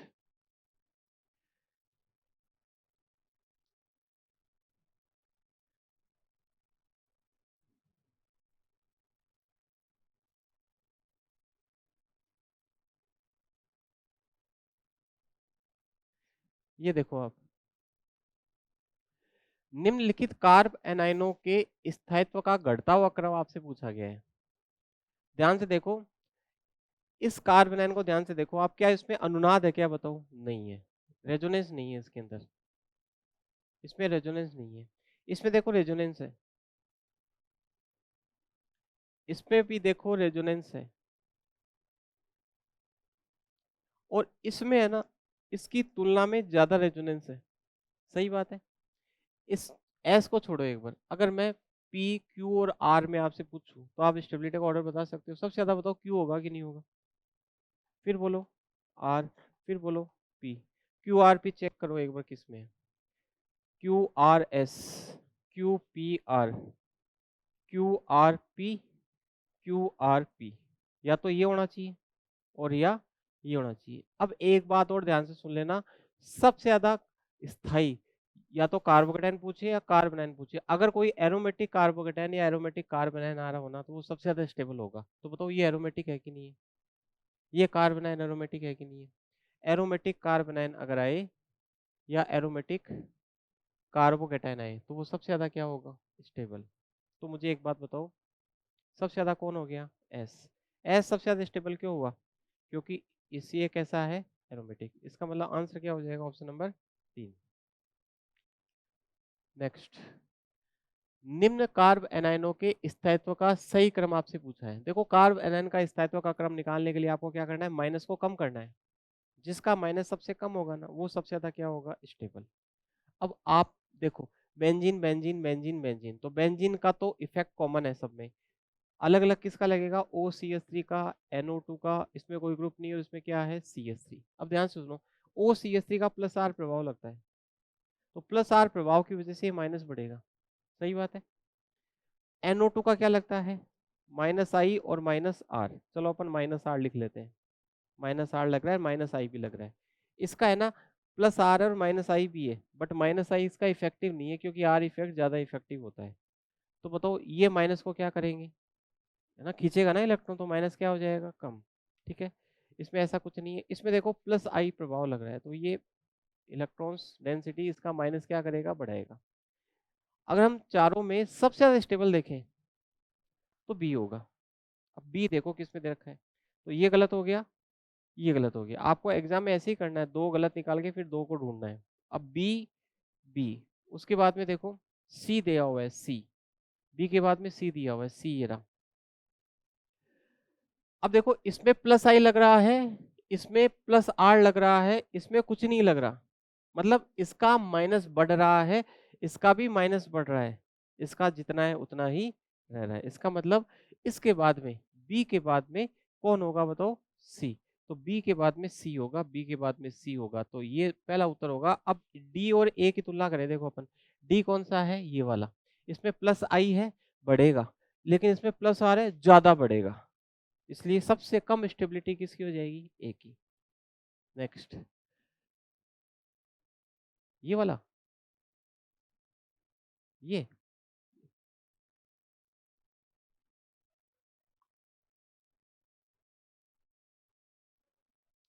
ये वाला। देखो वापस से देख लो, आपसे पूछा है कार्ब एनायन का स्थायित्व का क्रम पूछा है, तो कार्ब एनायन का स्थायित्व का क्रम निकालने के लिए आपको क्या करना है? वो वाले कार्ब एनायन ज्यादा स्टेबल होंगे जिसमें नाद होगा। मैंने आपको क्रम लिखवा रखा है ना। अनाद वाले देखो आप, इसमें इसमें अनाद है कि नहीं है? है। इसमें भी अनाद है, इसमें भी अनाद है, अनाद इसमें भी है, लेकिन ये एरोमेटिक है। ये क्या है? एरोमेटिक। सबसे ज्यादा स्टेबल कार्बोकेटाइन या सबसे ज्यादा स्टेबल कार्ब एनाइन, अगर वहां पे ऑप्शन आपको एरोमेटिक का दिया हुआ है तो वो सबसे ज्यादा स्टेबल होंगे, और एंटी एरोमेटिक दिया हुआ है ना तो वो सबसे कम स्टेबल होंगे। एंटी एरोमेटिक सबसे कम होते हैं और एरोमेटिक क्या होते हैं? सबसे ज्यादा स्टेबल। तो मुझे एक बताओ, इन चारों में एरोमेटिक कौन सा है? एस है कि नहीं है? तो एस देखो, ये एस और ये एस। अब इन तीनों को अगर देखें अपन, तो देखो इसमें भी अनाद है, इसमें भी अनाद है, इसमें अनाद नहीं है, तो पी सबसे पीछे आना चाहिए। तो पी सबसे पीछे देखो ये रहा, और तो नहीं है ना, ये तो वैसे ही गलत हो गया, ये वैसे ही गलत हो गया। अब देखो इन दोनों में ज्यादा स्टेबल कौन होगा? जिसमें ज्यादा अनाद होगा। तो बताओ इसमें अनाद ज्यादा नहीं है क्या? क्योंकि इसमें बेंजीन वलय लगी हुई है। ये देखो, समझ में आ गया? नेक्स्ट,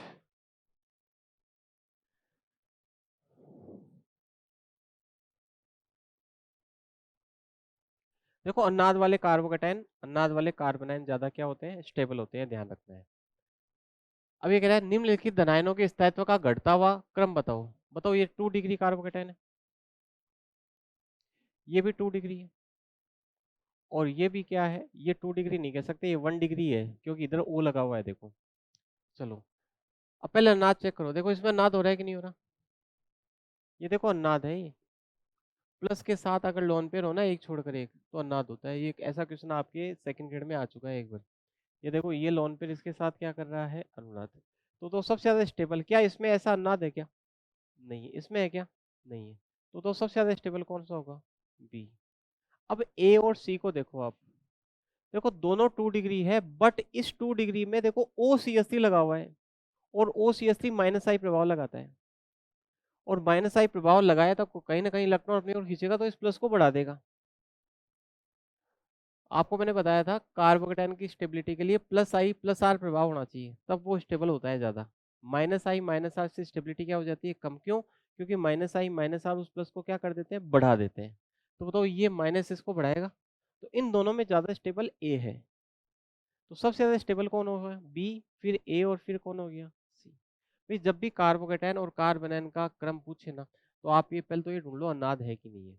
अनाद वाला सबसे ज्यादा क्या होगा? स्टेबल। उसके बाद में plus I plus R minus R प्रभाव लगा के देखो, कार्बोकेटाइन के लिए प्लस वाले प्रभाव फेवर करते हैं, और कार्ब एनाइन के लिए माइनस वाले प्रभाव फेवर करते हैं।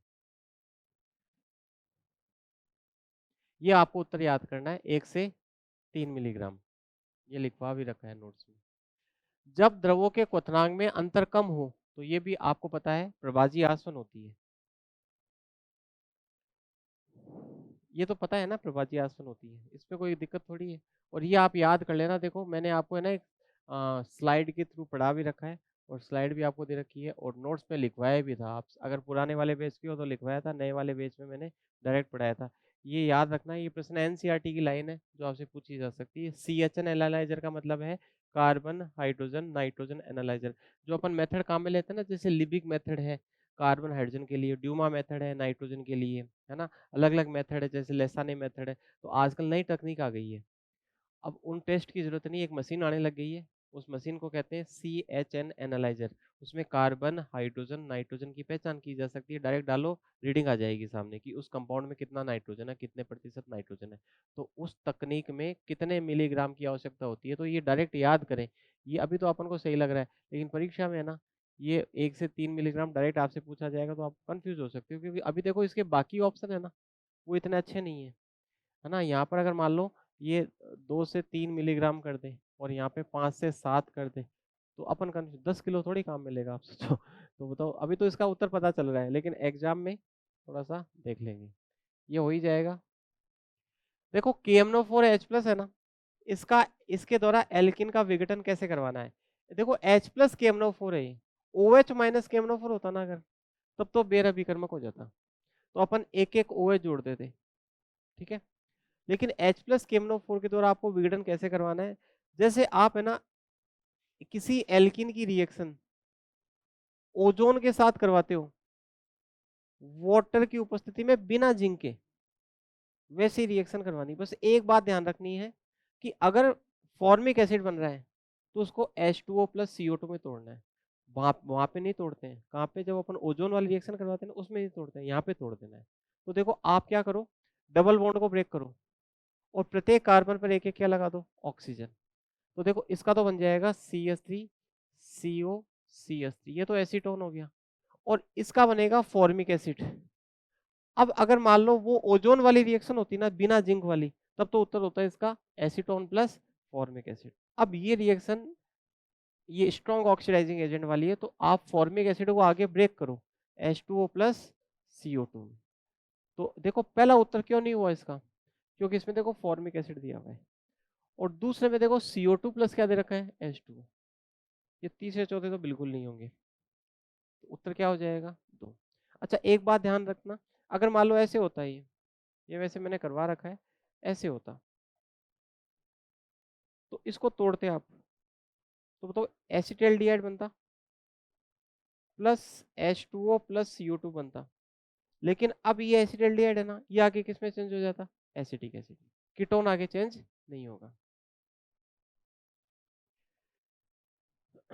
CH3 CH double bond CH2 BH3 THF H2O2 OH minus, ये रिएक्शन है हाइड्रोबोरोनीकरण ऑक्सीकरण।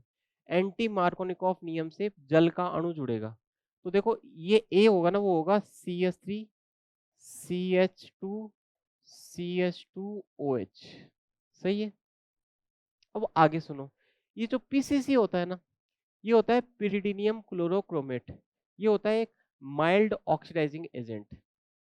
माइल्ड का मतलब दुर्बल ऑक्सीकारक। एक होता है प्रबल ऑक्सीकारक, एक होता है दुर्बल ऑक्सीकारक। प्रबल ऑक्सीकारक और दुर्बल ऑक्सीकारक में क्या अंतर है, देखो जैसे आपके पास एल्कोहल है, इसका ऑक्सीकरण करवाओगे ना तो हाइड्रोजन निकलेगी।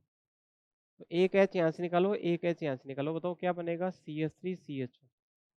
इसका आगे फिर ऑक्सीकरण कराओगे तो क्या बनेगा, CH3COOH।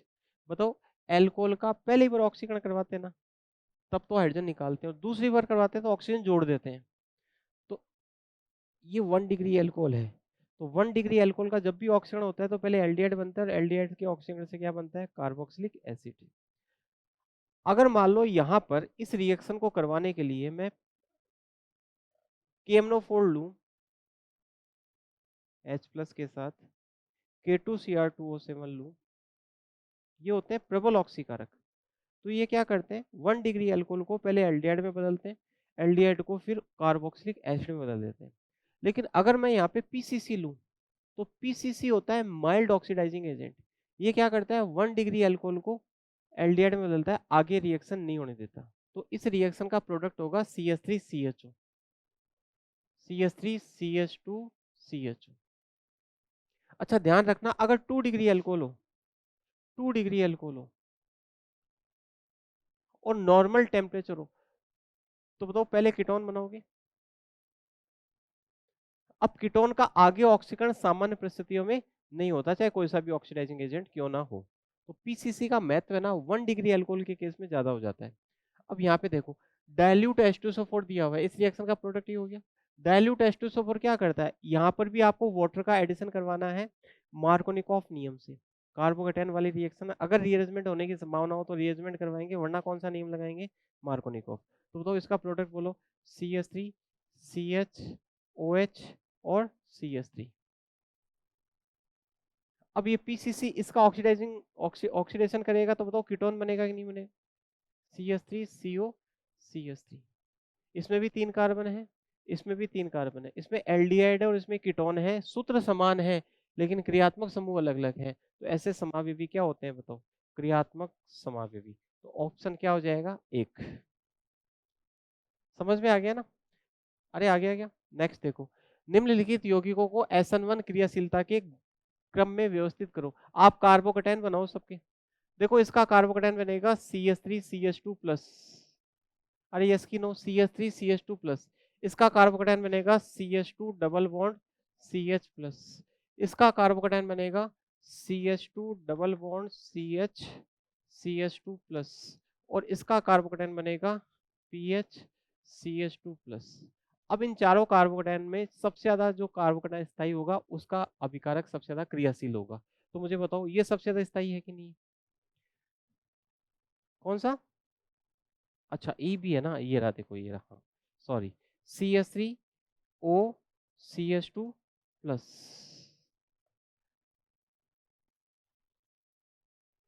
ये देखो ये अनुनाद आ गया वापस से।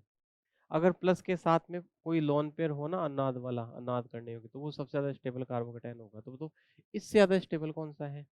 ये वाला। ये चक्कर है इसके अंदर। और ऐसा क्वेश्चन है ना आपके आरपी सेकंड ग्रेड में पिछली बार पूछा गया था, आप देखना है क्वेश्चन, कार्बोकेटायन का स्थायित्व का कम पूछा है, उसमें है ना ऐसे कुछ दिया हुआ है, शायद आप वो क्वेश्चन, एक तो ऐसे है, याद आया क्या? ऐसे कुछ है, मुझे एग्जैक्ट तो याद नहीं है। अब देखो ये भी 2 डिग्री है, ये भी 2 डिग्री है, लेकिन इसका लोन पेयर इसको स्टेबल करेगा, इसका लोन पेयर इसको स्टेबल नहीं कर पाएगा। तो सबसे ज्यादा स्टेबल बताओ कौन हो गया? ई, फिर हो गया डी, फिर हो गया सी, फिर देखो इन दोनों में ज्यादा स्टेबल कौन होगा? ये होगा। क्यों? क्योंकि देखो इसमें मोर ईएन पर प्लस आ रहा है, तो बताओ ए होगा, और फिर बोलो कौन होगा? बी। ठीक है, तो ADCAB, ऑप्शन नंबर 3। ये देखो वापस से वही रिएक्शन है, एल्कोहलिक क्यूएच, कौन सी रिएक्शन कराओगे? E2 करवाओगे। देखो ये अल्फा कार्बन, ये बीटा, ये बीटा और ये बीटा, 3 बीटा हो गए, तो अपन यहाँ से हटा लेते हैं ना, तो ये बनेगा। अरे समझ में आई ये बात? कहाँ कहाँ से हटा सकते हो? देखो यहाँ से हटाओगे तो डबल बॉन्ड यहाँ आएगा, यहाँ आएगा तो ऐसा बनेगा, देखो एक बार, सॉरी, ऐसे। इसके पास अल्फा एस देखो कितने हैं, इधर कितने हैं बताओ? 3, और इधर कितने हैं? 2, तो 5 हो गए। अब अपन यहाँ से हटाएं अगर, तो यहाँ से हटाओ और यहाँ से हटाओ तो एक ही बात है, और यहाँ से हटाते हो तो देखो ऐसे बनेगा। अब अल्फा एस गिनो, 3, 3 6, और 3 दिया 9, इसका मतलब डबल बॉन्ड यहाँ पे आने वाला है, तो ये इसका प्रोडक्ट होगा, और फिर ये Br2CCl4 से रिएक्शन करवा रहा है, तो अपन यहाँ पे 2 Br जोड़ देंगे अपोजिट डायरेक्शन में, ऐसे। तो देखो ये वाला तो नहीं होगा ना, यहाँ पे देखो इसने तो एक नंबर के इस कार्बन पे जोड़ दिया, तो ये तो गलत हो गया, इसमें Br देखो 1 2 3 ऐसे जुड़ा हुआ है, ये भी गलत हो गया, ये भी गलत हो गया, इसका चौथा उत्तर 4 है ना? हाँ एंटी होगा तो कोई दिक्कत नहीं है, एंटी का ऑप्शन ही नहीं है ही नहीं, तो उत्तर ये हो जाएगा। अगर मान लो एक ऑप्शन आपको ये ऐसे दिया हुआ रहता,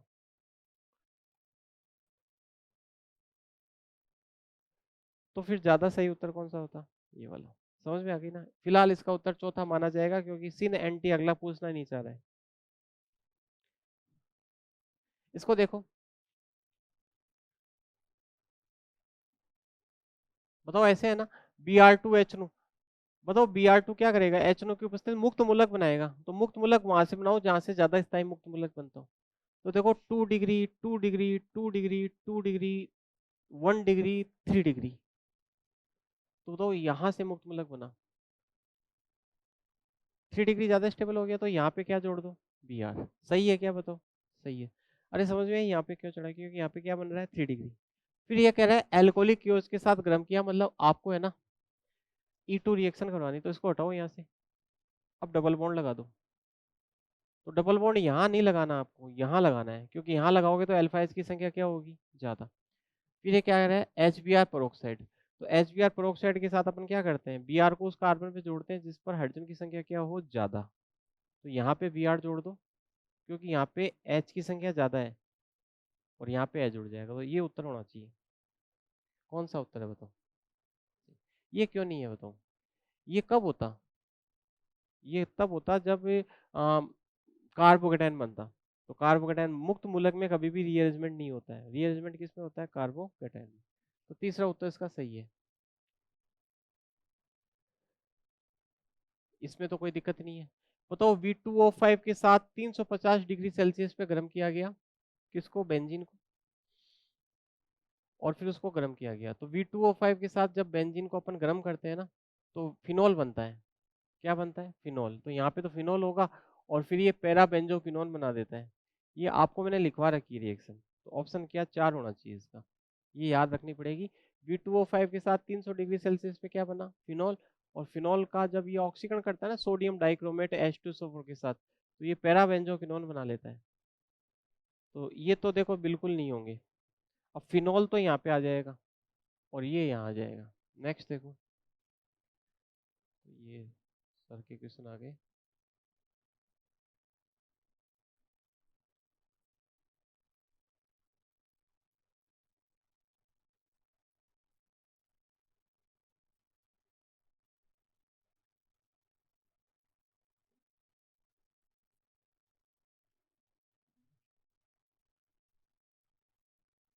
हाँ ये देखो, मैंने आपको बताया था कि अगर किसी यौगिक में, ये कह रहा है निम्न में से कौन सा समूह एक ऑक्सीकारक और अपचायक दोनों की भांति व्यवहार करता है। तो देखो, अगर किसी यौगिक में प्रभावी तत्व अपनी उच्चतम ऑक्सीकरण अवस्था में हो तो वो केवल ऑक्सीकारक होता है, और अगर न्यूनतम ऑक्सीकरण अवस्था में हो तो वो केवल अपचायक होता है, और अधिकतम और न्यूनतम की बीच की कोई भी ऑक्सीकरण अवस्था हो तो वो ऑक्सीकरण और अपचायक दोनों की बातें क्या करता है, व्यवहार। तो अब आपको यहाँ पे ऑक्सीकरण संख्या निकालनी है। तो देखो, मैग्नीज O2 दे रखा है तो यहाँ पे +4 आएगी, सही है। K2Cr2O7 +6 आएगी, सही है। और इसमें निकालोगे आप तो इसमें आएगी आपकी प्लस की 3, है ना। निकाल के देख सकते हो, 1 + x - 4 = 0। तो x बराबर कितने आ गई, प्लस की 3। अब देखो, मैग्नीज की सबसे ज्यादा +7 होती है और सबसे कम +2 होती है, तो ये ऑक्सीकारक भी है और अपचायक भी है। अब क्रोमियम की +6 है, ये अधिकतम है और न्यूनतम +1 होती है, तो इसका मतलब ये ऑक्सीकारक ही है, अपचायक की भांति व्यवहार ये नहीं कर रहा। और नाइट्रोजन, ये भी ऑक्सीकारक भी और अपचायक भी, तो ये दोनों तो व्यवहार कर रहे हैं लेकिन ये नहीं कर रहे, इसका मतलब ये कथन गलत हो गया, ये गलत हो गया। दूसरा देखो, MnO4- मतलब +7 हो गई, निकाल के देखना आप इसमें। इसमें देखो +6 होनी चाहिए क्या, 2 + x - 8 = 0, तो +6 आएगी। और H2SO4 में 6 होती है। तो देखो, अधिकतम अधिकतम अधिकतम, ये तीनों की तीनों केवल क्या है, ऑक्सीकारक। इस सही लिखा है ना अपने, 2 + x - 8 = 0, सही है। चलो, तो ये भी नहीं होगा, ये भी गलत हो गया। तीसरा देखो, MnO2, इसमें हो गया +4, ऑक्सीकारक भी है अपचायक भी है। ये देखो, 2x - 6 = 0, +3 आ रही है इसमें, ऑक्सीकारक भी और अपचायक भी। 2 + x - 6 +4 आ गई क्या, ये भी ऑक्सीकारक भी और अपचायक भी। तीसरा उत्तर हो जाएगा। कौन सी अभिक्रिया विस्मानुपातन अभिक्रिया को नहीं दर्शाती। देखो, विस्मानुपातन अभिक्रिया क्या होती है, ऐसी अभिक्रिया जिसमें एक यौगिक के एक ही तत्व का ऑक्सीकरण भी हो और उसी तत्व का अपचयन भी। ऐसा नहीं कि एक यौगिक में दो अलग अलग तत्व उनके हो रहे हो, तो वो विस्मानुपातन नहीं है। एक ही यौगिक में एक ही तत्व का होना चाहिए। तो देखो, ऑक्सीकरण संख्या निकाल लो, 0 +1 -2 +1 -1 +1, ये हो जाएगा +1 और -2। अब Cl का चेक कर लो, देखो 0 से जा रहा है +1 में और 0 से जा रहा है -1 में। तो एक ही यौगिक में एक ही तत्व का ऑक्सीकरण भी हो रहा है, अपचयन भी हो रहा है, तो ये विस्मानुपातन हो गई। तो पहली तो नहीं होगी। इसमें देखो, +4 -2 +1 -2 +1 +5 -2 +1 +3 -2। अब देखो, नाइट्रोजन का ऑक्सीकरण +4 से +5 हो गया और +4 से कितना हो गया ना, कोई एक तत्व ढूंढ लो जिसकी बढ़ भी रही हो और घट भी रही हो, तो इसका मतलब दूसरा भी नहीं होगा इसका, ये भी एक विस्मानुपातन अभिक्रिया है। एक पहले अपन चौथा वाला देख लेते हैं। देखो, इसमें आएगी 2 + x - 8 +6 आ गया, +6। अब यहाँ पे मैग्नीज निकाल लेते हैं एक बार, है ना। चलो, इसमें तो +1 -2 होगा, इसमें तो क्या ही चेंज करेगा अगला। ये हो गया 1 + x - 8, यानी प्लस का 7 हो गया, और ये हो गया प्लस का 4। तो देखो, मैग्नीज का ऑक्सीकरण +6 से +7 भी जा रहा है, +6 से +4, मतलब ऑक्सीडेशन भी हो रहा है, रिडक्शन भी। इसका मतलब ये भी विस्मानुपातन अभिक्रिया है। अपन ये देख लेते हैं ये वाली क्यों नहीं है। देखो NH4NO2 है ना, तो ये बना हुआ है ऐसे NH4 प्लस और NO2 माइनस से, सही बात है। अब अपना ऑक्सीकरण निकालेंगे नाइट्रोजन का, तो x प्लस 4 बराबर प्लस 1 है ना, x प्लस 4 बराबर प्लस 1, तो x बराबर कितना हो गया बताओ, माइनस का 3, सही है। चलो इसमें देखो x माइनस 4 बराबर माइनस 1, x बराबर कितना हो गया बताओ, प्लस का 3, यानी ये वाला तो हो गया माइनस का 3 और ये वाला हो गया प्लस का 3। इधर आ जाओ, जीरो। अब देखो -3 से 0 जा रही है और +3 से 0 जा रही है। -3 से 0 जाने का मतलब है ऑक्सीकरण हो रहा है, और +3 से 0 जाने का मतलब है अपचयन हो रहा है। लेकिन एक ही तत्व का नहीं हो, देखो दोनों नाइट्रोजन अलग अलग हैं। ये नाइट्रोजन NH4 का पार्ट है और ये नाइट्रोजन, तो ये अभिक्रिया है ना, कौन सी होगी पता है, मैंने आपको 3 प्रकार की लिखवाई थी, इंटरमोलिकुलर, इंट्रामोलिकुलर और एक डिस्प्रोपोनेशन रिएक्शन। तो ये इंट्रामोलिकुलर रेडॉक्स रिएक्शन है, ना कि डिस्प्रोपोनेशन। समझ में आ गई ना बात। चलो नेक्स्ट।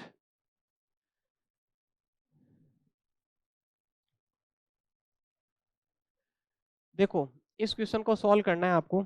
देखो अमूमन क्या होता है कि जो रेडॉक्स रिएक्शन को सॉल्व करने वाला क्वेश्चन होता है ना, तो उसके दो तरीके होते हैं सॉल्व करने के। तो आप हालांकि जो दूसरा वाला तरीका है वो भी कोई लंबा नहीं है और एक शॉर्टकट तरीका होता है, दोनों तरीकों से आप कर सकते हो। पहले कोशिश करो कि अपन कम समय में क्वेश्चन को सॉल्व कर पाए, क्योंकि हमें पूरा सॉल्व करके थोड़ा देखना है। तो देखो सॉल्व करने का तरीका क्या होता है, सॉल्व करने का तरीका ये होता है, मैंने पहले मैं शॉर्टकट तरीका बता रहा हूँ आपको। शॉर्टकट तरीके में आपको करना क्या है कि जो भी आपको अभिक्रिया दे रखी है ना, उसमें वाटर को और OH माइनस को उनको तो भूल जाओ एक बार। जो मेन मेन एलिमेंट्स है ना, उनकी ऑक्सीकरण संख्या निकाल लो।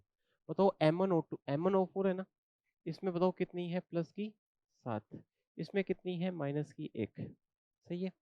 अब इधर Mn का ले लो, बताओ कितनी है, 4, 4 ही है ना, इधर +7 और इधर कितनी है, 4, और इधर कितनी है, 0, ठीक है। अब एक काम करो, अब आपको क्या करना है कि जो पहला यौगिक था उसका जो प्रोडक्ट बन रहा है मैंगनीज का, उसकी ऑक्सीजन संख्या में कितना चेंज आ रहा है, तो बताओ 7 से 4 रहेगी। तो उसको एक बार यहाँ लिख लो, लिख लिया। और -1 से 0 मतलब 1 का, प्लस माइनस नहीं लगाना, 1 का, तो यहाँ पे 1 लिख लिया और यहाँ पे बीच में अनुपात लगा दो। अब इसको क्रिस क्रॉस कर दो। क्या करना है, क्रिस क्रॉस। क्रिस क्रॉस करने का मतलब आई वाला तो इसके लगाओ और इसका वाला इसके लगाओ। तो बताओ इसके अगर मैं लगाऊं, अब इसमें ऑक्सीजन संख्या हटा हटा देता हूँ, यहाँ पे मैं क्या लगेगा, 1, और यहाँ क्या क्या लगेगा, 3। अब एक बार आप ऑप्शन चेक करो, ऑप्शन चेक किए तो ये दोनों तो नहीं होंगे, क्योंकि अरे रुको तो सही, ए में 4 और बी में कितना आ रहा है, 8, और ए में 8, ये तो गलत हो गए, ठीक है। अब ये क्वेश्चन आपको, आप अगर इस तरीके से करते हो तो आगे अगर ध्यान नहीं देते तो ये क्वेश्चन आपका गलत होना है। अब आपने क्या किया, 1 और 3 लगा दिया यहाँ पे, 1 और यहाँ पे क्या लगा दिया, 3, ठीक है। और आपका उत्तर आपने ये लगा दिया, तो ये क्वेश्चन आपका गलत हो जाएगा। इसलिए आपको प्रॉपर पूरा तरीका सीखना पड़ेगा। अगर ये ऑप्शन नहीं होता ना, ये ऑप्शन नहीं होता तो 19, ये तो क्वेश्चन क्या है, थोड़ा सा स्टैंडर्ड का हमने डाला है, बाकी मैं ये कह रहा हूँ कि 99% क्वेश्चन यही सॉल्व हो जाता है। दोनों क्रिस क्रॉस करो, एक ही ऑप्शन ऐसा मिलेगा आपको। अब यहाँ पर है ना, ये क्वेश्चन आंसर आप लगाते हो तो आपका आंसर गलत होगा, क्योंकि आगे वाले गुणांक है ना, वो गलत है इसके अंदर। आगे वाले गुणांक देखो, इसमें देखो 4 और 8 है, इसमें कितने 6 और 8, इसका मतलब आगे वाला गड़बड़ है। तो अब आपको क्या करना है, देखो ध्यान से सुनो। अपन लिख लेते हैं ना, बताओ इसका अंतर कितना है। मैं प्रॉपर तरीका सिखा रहा हूँ ताकि आप देखो गलत नहीं करके आओ क्वेश्चन। इसमें तो क्या है कि ऑप्शन ही ऐसे बना दिए ताकि आप गलत करके आओ, गलत करके आओ, बाकी ऐसे ऑप्शन आते नहीं है अमूमन। अब ये इसका क्या उत्तर मुझे पहले से ध्यान है, इसलिए मैं, वरना यहाँ पे आगे ध्यान नहीं देता तो ये गलत क्वेश्चन गलत होने वाला है। तो बताओ M1 का ऑक्सीकरण कितना है, 7 है ना, 7 और 4 में अंतर कितना आया, 3 का। तो इसके तो अपन ने 1 लगाया, MnO4 माइनस, और बताओ यहाँ पर कितना लगा, यहाँ पर कितना लगा, इसके 1 लगा और इसके कितना लगा, 3I माइनस। इधर आ जाओ, अब बताओ ये क्या है, MnO2, फिर क्या है, I2। अगर आपके पास टाइम हो तो एक बार आप आगे करके देखेंगे, जिस तरीके से मैं बता रहा हूँ ना वैसे आपको करके देखना है, ठीक है ना, ताकि आप भी, इसको भी तो गलत निकालना जरूरी है ना बाकी ऑप्शंस को। अब आपको क्या करना है, ज्यादा टाइम नहीं लगेगा, समझा रहा हूँ इसलिए लग रहा है। ऑक्सीजन और हाइड्रोजन को छोड़ करके बाकी सभी तत्वों का संतुलन कर देना है। तो ऑक्सीजन और हाइड्रोजन को छोड़े हैं अपन, तो बाकी तत्व देखो, मैग्नीज है, तो मैग्नीज तो संतुलित है, ऑक्सीजन छोड़ दिया। आयोडीन इधर कितने हैं, 3, इधर कितने हैं, 2, तो किधर है 1, इधर 3 लगा दिया था ना अपन ने, 3 लगाया था ना अपन ने भाई। इसका तो अंतर कितना आया था, इसका अंतर आया था 3 का, और इसका अंतर कितना आया था, 1 का। तो 1 को यहाँ लगाया और 3 को यहाँ लगाया, तो इसके 3 तो लग ही चुका है, ठीक है। तो बताओ यहाँ पर मैं लगाऊंगा 3/2, सही बात है, दोनों तरफ आयोडीन संतुलित हो गए। अब अपन चाहते हैं कि ये बट्टे बट्टे वाला सिस्टम अपन करते नहीं, तो अपन एक काम करते हैं, पूरी समीकरण को 2 से गुणा कर देते हैं एक बार। तो बताओ 2 से गुणा करो, 2, यहाँ पे कितना हो जाएगा, 6, और यहाँ पर कितना हो गया बताओ, 3i2।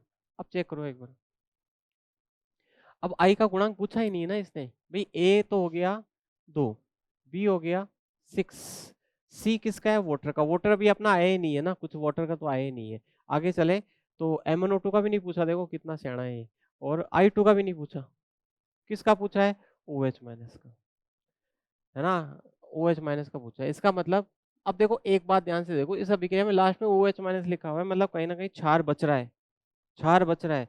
इसका मतलब ये अभिक्रिया अम्लीय माध्यम में नहीं है, अम्लीय कौन सी अभिक्रिया है, क्षारीय माध्यम में। अब आपको क्या करना है देखो, अब आपको करना ये है, मैं इसको एक बार थोड़ा सा क्लियर लिख देता हूँ। अब आपको ऑक्सीजन को बैलेंस करना है। ऑक्सीजन को बैलेंस करने के लिए देखो, इधर कितने ऑक्सीजन है, 8, 8 है ना, और इधर कितने हैं, 2, और ऑक्सीजन बैलेंस होती है वाटर से।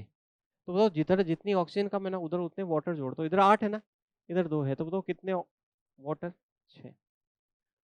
अब हाइड्रोजन को बैलेंस करना है H+ आयन से, जिधर जितने हाइड्रोजन कम उधर उतने H+ जोड़ दो। बताओ इधर 12H हो गए ना, तो इधर 12H+ जोड़ दो।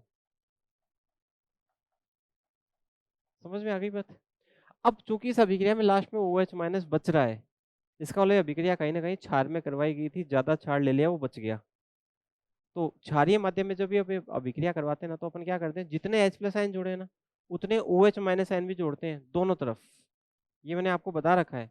एसिडिक मीडियम में तो आप वाटर को जोड़ने के बाद में H+ को बैलेंस करके इलेक्ट्रॉन से वो बैलेंस कर देते हैं चार्ज, लेकिन क्षारीय माध्यम में अपन क्या करते हैं, जितने H+ जोड़े उतने OH माइनस भी जोड़ो। तो बताओ इधर कितने OH माइनस जुड़ेंगे, 12, और इधर भी कितने जुड़ेंगे, 12।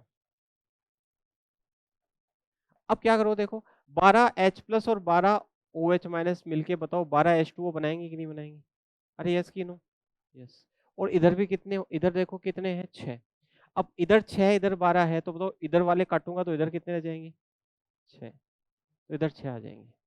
अब मिलाओ अपन देखो, ए का गुणांक देखो क्या हो गया, 2, बी का गुणांक, बी क्या हो गया बताओ, 6, और देखो वाटर का गुणांक पूछा है, तो बताओ कितना हो गया, 6, 6 ही आया क्या, इधर 4 आना चाहिए ना, क्या कह रहे हो।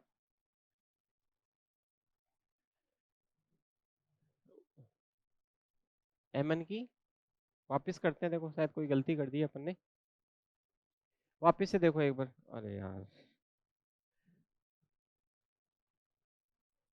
देखो, सही था, शायद कहीं गलती हुई है। MnO4 माइनस है, plus I minus is equal to बोलो MnO2 प्लस बोलो I2, ठीक है। अब अपन ने क्या किया, इसका अंतर निकाल लिया, कितना आया बताओ, 3 आया ना, वो तो लगा दो यहाँ पे, और यहाँ पे आ जाएगा 1।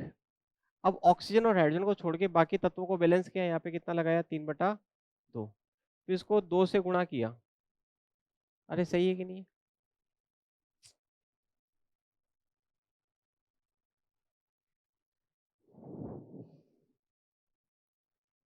MnO4 minus plus I minus MnO2 plus I2, यहाँ पे कितना लगाया था अपन ने, 3, और 3 लगाने के बाद उसको 2 से गुणा करोगे तो ये 2 हो जाएगा, और ये कितना हो जाएगा, 6, और ये कितना हो जाएगा, क्या कर रहे हो, हाँ, MnO2 के आगे क्या आएगा? 2। और यहाँ पे बोलो 3 आएगा। अच्छा, इसीलिए गलती हुई थी शायद वो। अच्छा, तब मैंने सोचा क्या हो गया ये। हाँ, हाँ, हाँ, समझ में आ गया। 2MnO4 minus plus 6I minus. तो अपन ने क्या किया, Mn को ही तो बैलेंस करना पड़ेगा। तो Mn को बैलेंस करने के लिए यहाँ पे कितना लगा दिया? 2। अब बताओ इधर कितने ऑक्सीजन हो गए? 8। इधर कितने हो गए? 4। तो इधर कितने H2 जुड़ेंगे? 4 H2। इधर कितने H प्लस जोड़ोगे? 8 जुड़ेंगे ना। इधर कितने जुड़ेंगे? 8। और 8 H प्लस जोड़ोगे तो 8 ही क्या जुड़ेंगे बताओ? OH minus. ठीक है, तो बताओ ये दोनों मिलके कितना बनाएंगे बताओ? 8 H2O। और इधर कितने हैं बताओ? 4। अच्छा, इधर भी कितने OH माइनस जोड़ोगे आप? 8 जुड़ेंगे ना। अब कर लो, अब हो जाएगा। देखो A तो कितना आ गया? 2। B कितना आ गया? 6। C कितना आ गया? 4। 4 ही आएगा ना, क्योंकि इधर 8 है और इधर कितने हैं? 4। तो ये काटोगे तो ये कितना आएगा? 4। और इधर कितना आएगा? ये पूछा नहीं है। और ये D कितना हो गया? 8। अब इस रिएक्शन में ना मेन बात ये है कि आपको ये पहचान में आना चाहिए कि ये कौन से माध्यम में हो रही है? क्षारीय माध्यम में। अच्छा सर, मान लो हमें ये तरीका पता नहीं हो, तो हम क्या करें? देखो एक और बात सुनो मेरी आप। इसको आप ऐसे भी कर सकते हो, उसमें भी टाइम नहीं लगता है।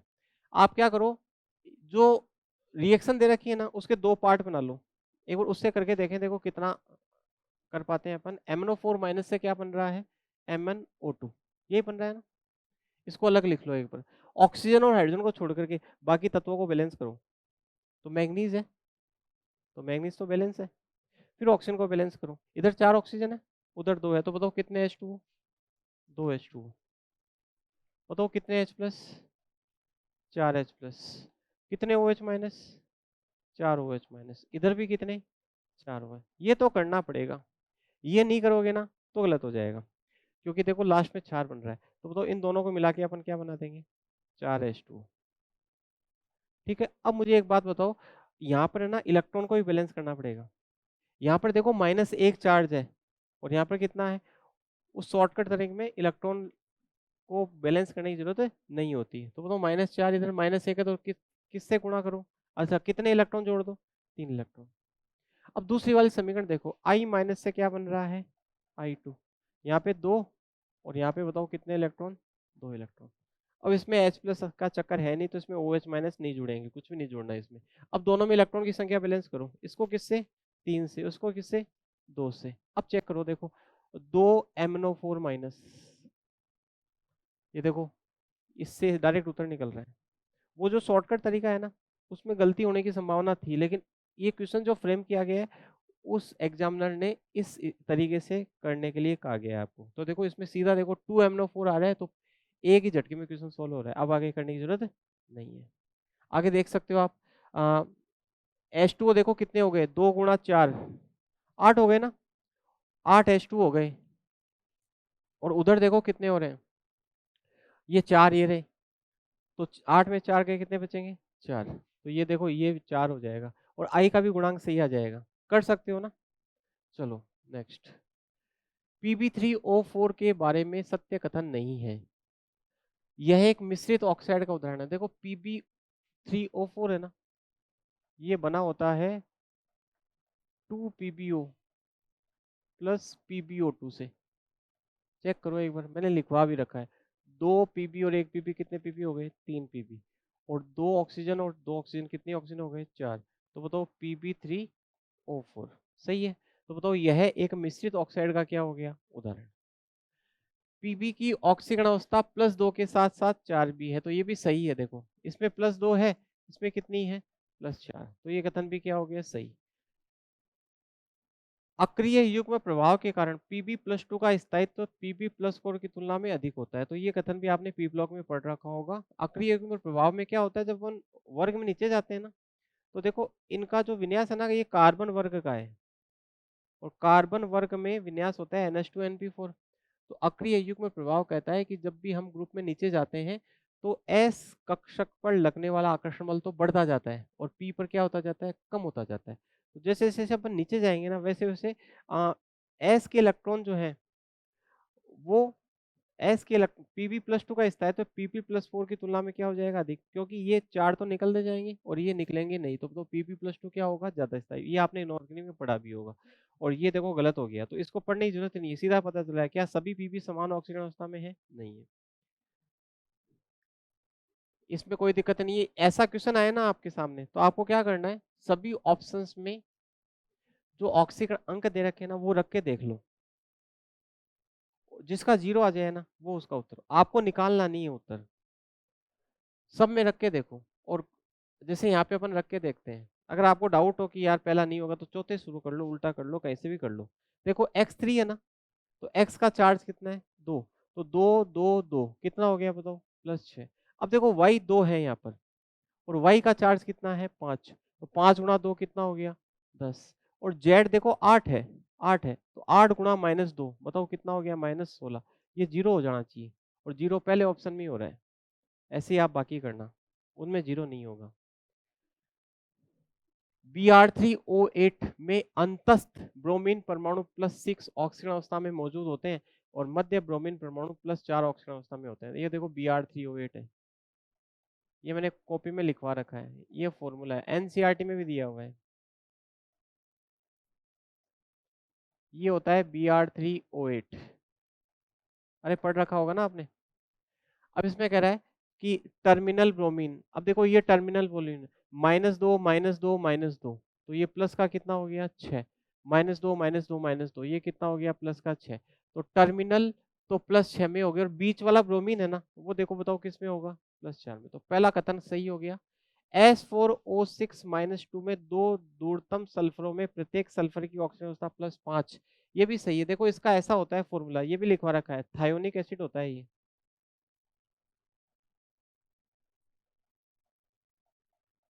ऐसा ही होता है ना, ये देखो इसको हटा दो आप चाहे H को, तो इस पे माइनस आ गया, इस H को हटाओगे तो इस पे माइनस आ जाएगा। तो देखो इस सल्फर का तो 0 0 होगा, तो बीच वाले सल्फर का 0 हो गया, इसका कितना होगा देखो -2 और -1 +5, तो बताओ कितना हो गया प्लस का 5, ये सही है। और Fe3O4 होता है ना, ये भी मिश्रित ऑक्साइड है, लेकिन इसमें एक ही Fe होता है और एक ही Fe2O3 होता है। तो बताओ Fe समान ऑक्सीजन अवस्था दर्शाते हैं क्या, नहीं, अलग अलग दर्शाते हैं, +2 और इसमें +3। तो पहला कथन सही है, दूसरा सही है, तीसरा क्या है गलत, तो पहला दूसरा उत्तर हो जाएगा, तो पहला ही हो रहा है इसका उत्तर। ये क्वेश्चन देखो मैंने आपको है ना टेस्ट सीरीज में दिया था, फर्स्ट ग्रेड में भी आ गया अभी, ये आया आपके फर्स्ट ग्रेड में आया क्वेश्चन। Br2 इन H2O, बताओ कि दो तरीके हैं करने के, बताओ Br2 + H2O क्रिया करके बनाएंगे HOBr, और इसकी रिएक्शन मैंने आपको लिखवा रखी है कैसे, ये फर्स्ट ग्रेड में आया इस पर क्वेश्चन और आपकी कॉपी में भी लिखवा रखा है। पहले आप अटैक करवाओ किसका, बताओ OH और Br प्लस, और ये किस पे माइनस, तो पहले Br का अटैक करवाओ, तो Br देखो ऐसे ऐसे जुड़ेगा, आपको मैंने बता रखा है। अरे इसमें प्रॉब्लम है कुछ, इधर लिख देता हूँ, CH3 Br ऐसे जुड़ेगा, साइक्लिक हेलोनियम आयन बनाएगा, याद है क्या, क्या बनाएगा साइक्लिक। अब OH माइनस का अटैक करवाओ, तो OH माइनस यहाँ से अटैक करेगा इस बीच वाले कार्बन से, तो ऐसे बनेगा CH3 CH OH CH2 Br, तो इसका उत्तर हो जाएगा। देखो ये गलत है, क्योंकि OH का बाद में अटैक होता है तो वो बीच वाले कार्बन पे करता है, तो ये गलत है, ये हो नहीं सकता। ये भी देखो 2 Br जुड़े हुए हैं, तो ऑप्शन क्या हो जाएगा 4। दूसरा तरीका क्या है सर, दूसरा तरीका ऐसे है कि सर हमें क्या पता चलेगा कि ये दोनों आपस में क्रिया करके HOBr बनाएंगे। मैंने HOBr की रिएक्शन लिखवा रखी है आपको, HOCl की, तो वैसी होनी है। कैसे सर, आप पहले Br2 से क्रिया करवा दो, आपने ये तो पढ़ी रखी होगी, इतनी तो आपको करवानी पड़ेगी ना। अब ये कह रहा है कि वाटर से भी करवाओ, सर हमें क्या पता चलेगा, ऑप्शन देखो आगे OH OH भी जोड़ रखे हैं, उससे पता चल जाएगा। तो बताओ OH इस पे अटैक करेगा, H2O से OH आएगा और वो इधर चला जाएगा, तो उत्तर वही होने वाला है। इसमें क्या होगा देखो, जिंक क्या करता है, फिनॉल की ऑक्सीजन को निकाल लेता है, तो पहले तो बेंजीन बना दो, और बेंजीन की Cl2 से यूवी लाइट की प्रेजेंस में बेंजीन हेक्साक्लोराइड बन जाएगा। तो ये बेंजीन हेक्साक्लोराइड बीच में गोला होता है क्या? नहीं होता, तो दूसरा उत्तर हो जाएगा इसका। यहाँ पर कौन सी अभिक्रिया हो रही है? Free radical addition reaction. किसको? FAR, योगज और मुक्त मूलक योगात्मक अभिक्रिया। योगज और योगात्मक, मुक्त मूलक योगात्मक अभिक्रिया होगी। मुक्त मूलक योगज अभिक्रिया और मुक्त मूलक, हाँ नहीं नहीं, मुक्त मूलक योगात्मक योग।